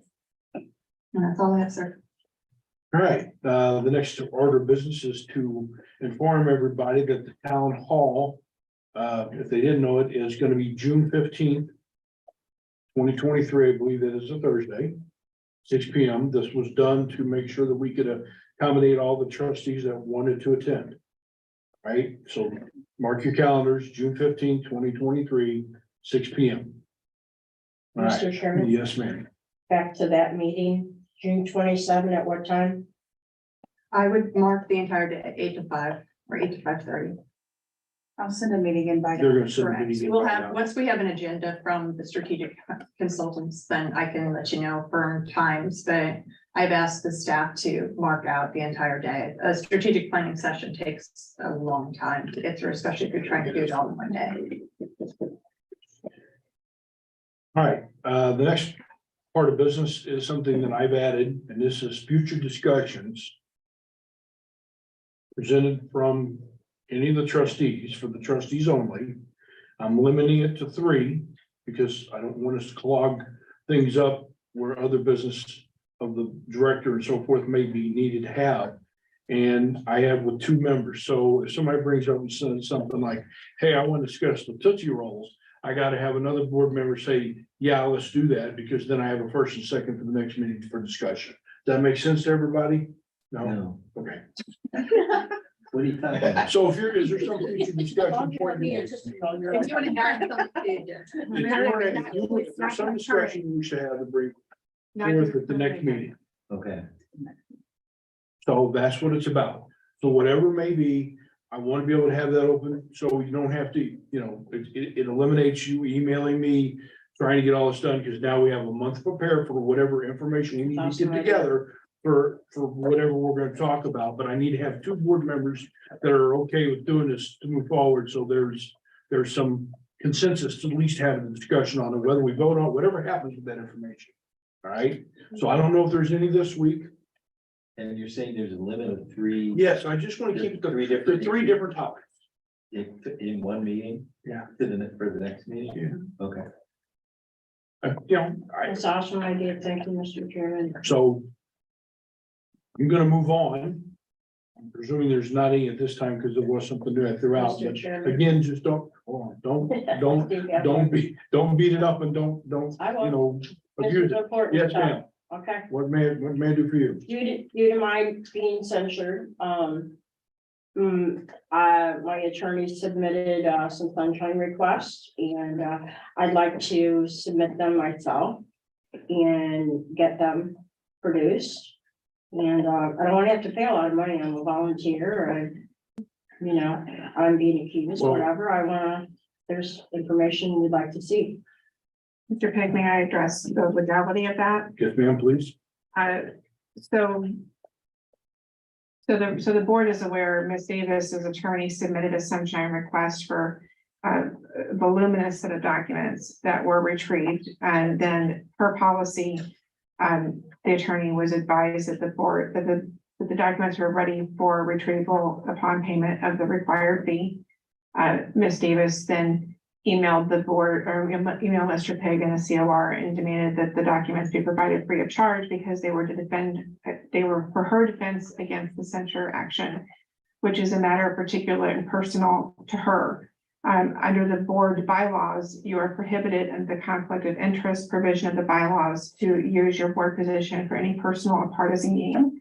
So for any board member to ask for the fees that the board has set to be waived in order for their personal defense or personal litigation would be considered a conflict of interest. Thank you.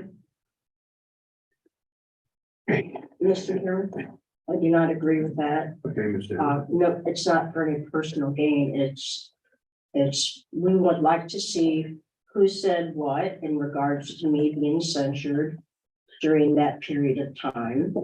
The emails, the text between chairman. Ms. Davis, they're et cetera, available, et cetera. they're ready to available. $300 is a lot of Okay. money. So if I may say, excuse me, And I'm accused. Ms.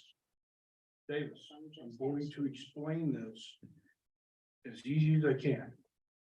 If there's something you want that the rest of the board of trustees would need for the business of the health department, fine. This is something the rest of the trustees are not gonna want or need for the business of the health department. Again, as Ms. Coleman stated, that's a personal situation. Can the price be So lowered? I'm moving. This is not on the agenda. This is not on the agenda. For a few emails. This is not on the agenda. I'm gonna move forward. Is there any closed session? No, ma'am, correct? No. I am seeking somebody for an adjournment. Make a motion for adjournment. Is there a second? Second. Having a first second, is there any discussion on the reason for an adjournment? Not hearing any, all in favor, please say aye. Aye, any opposed?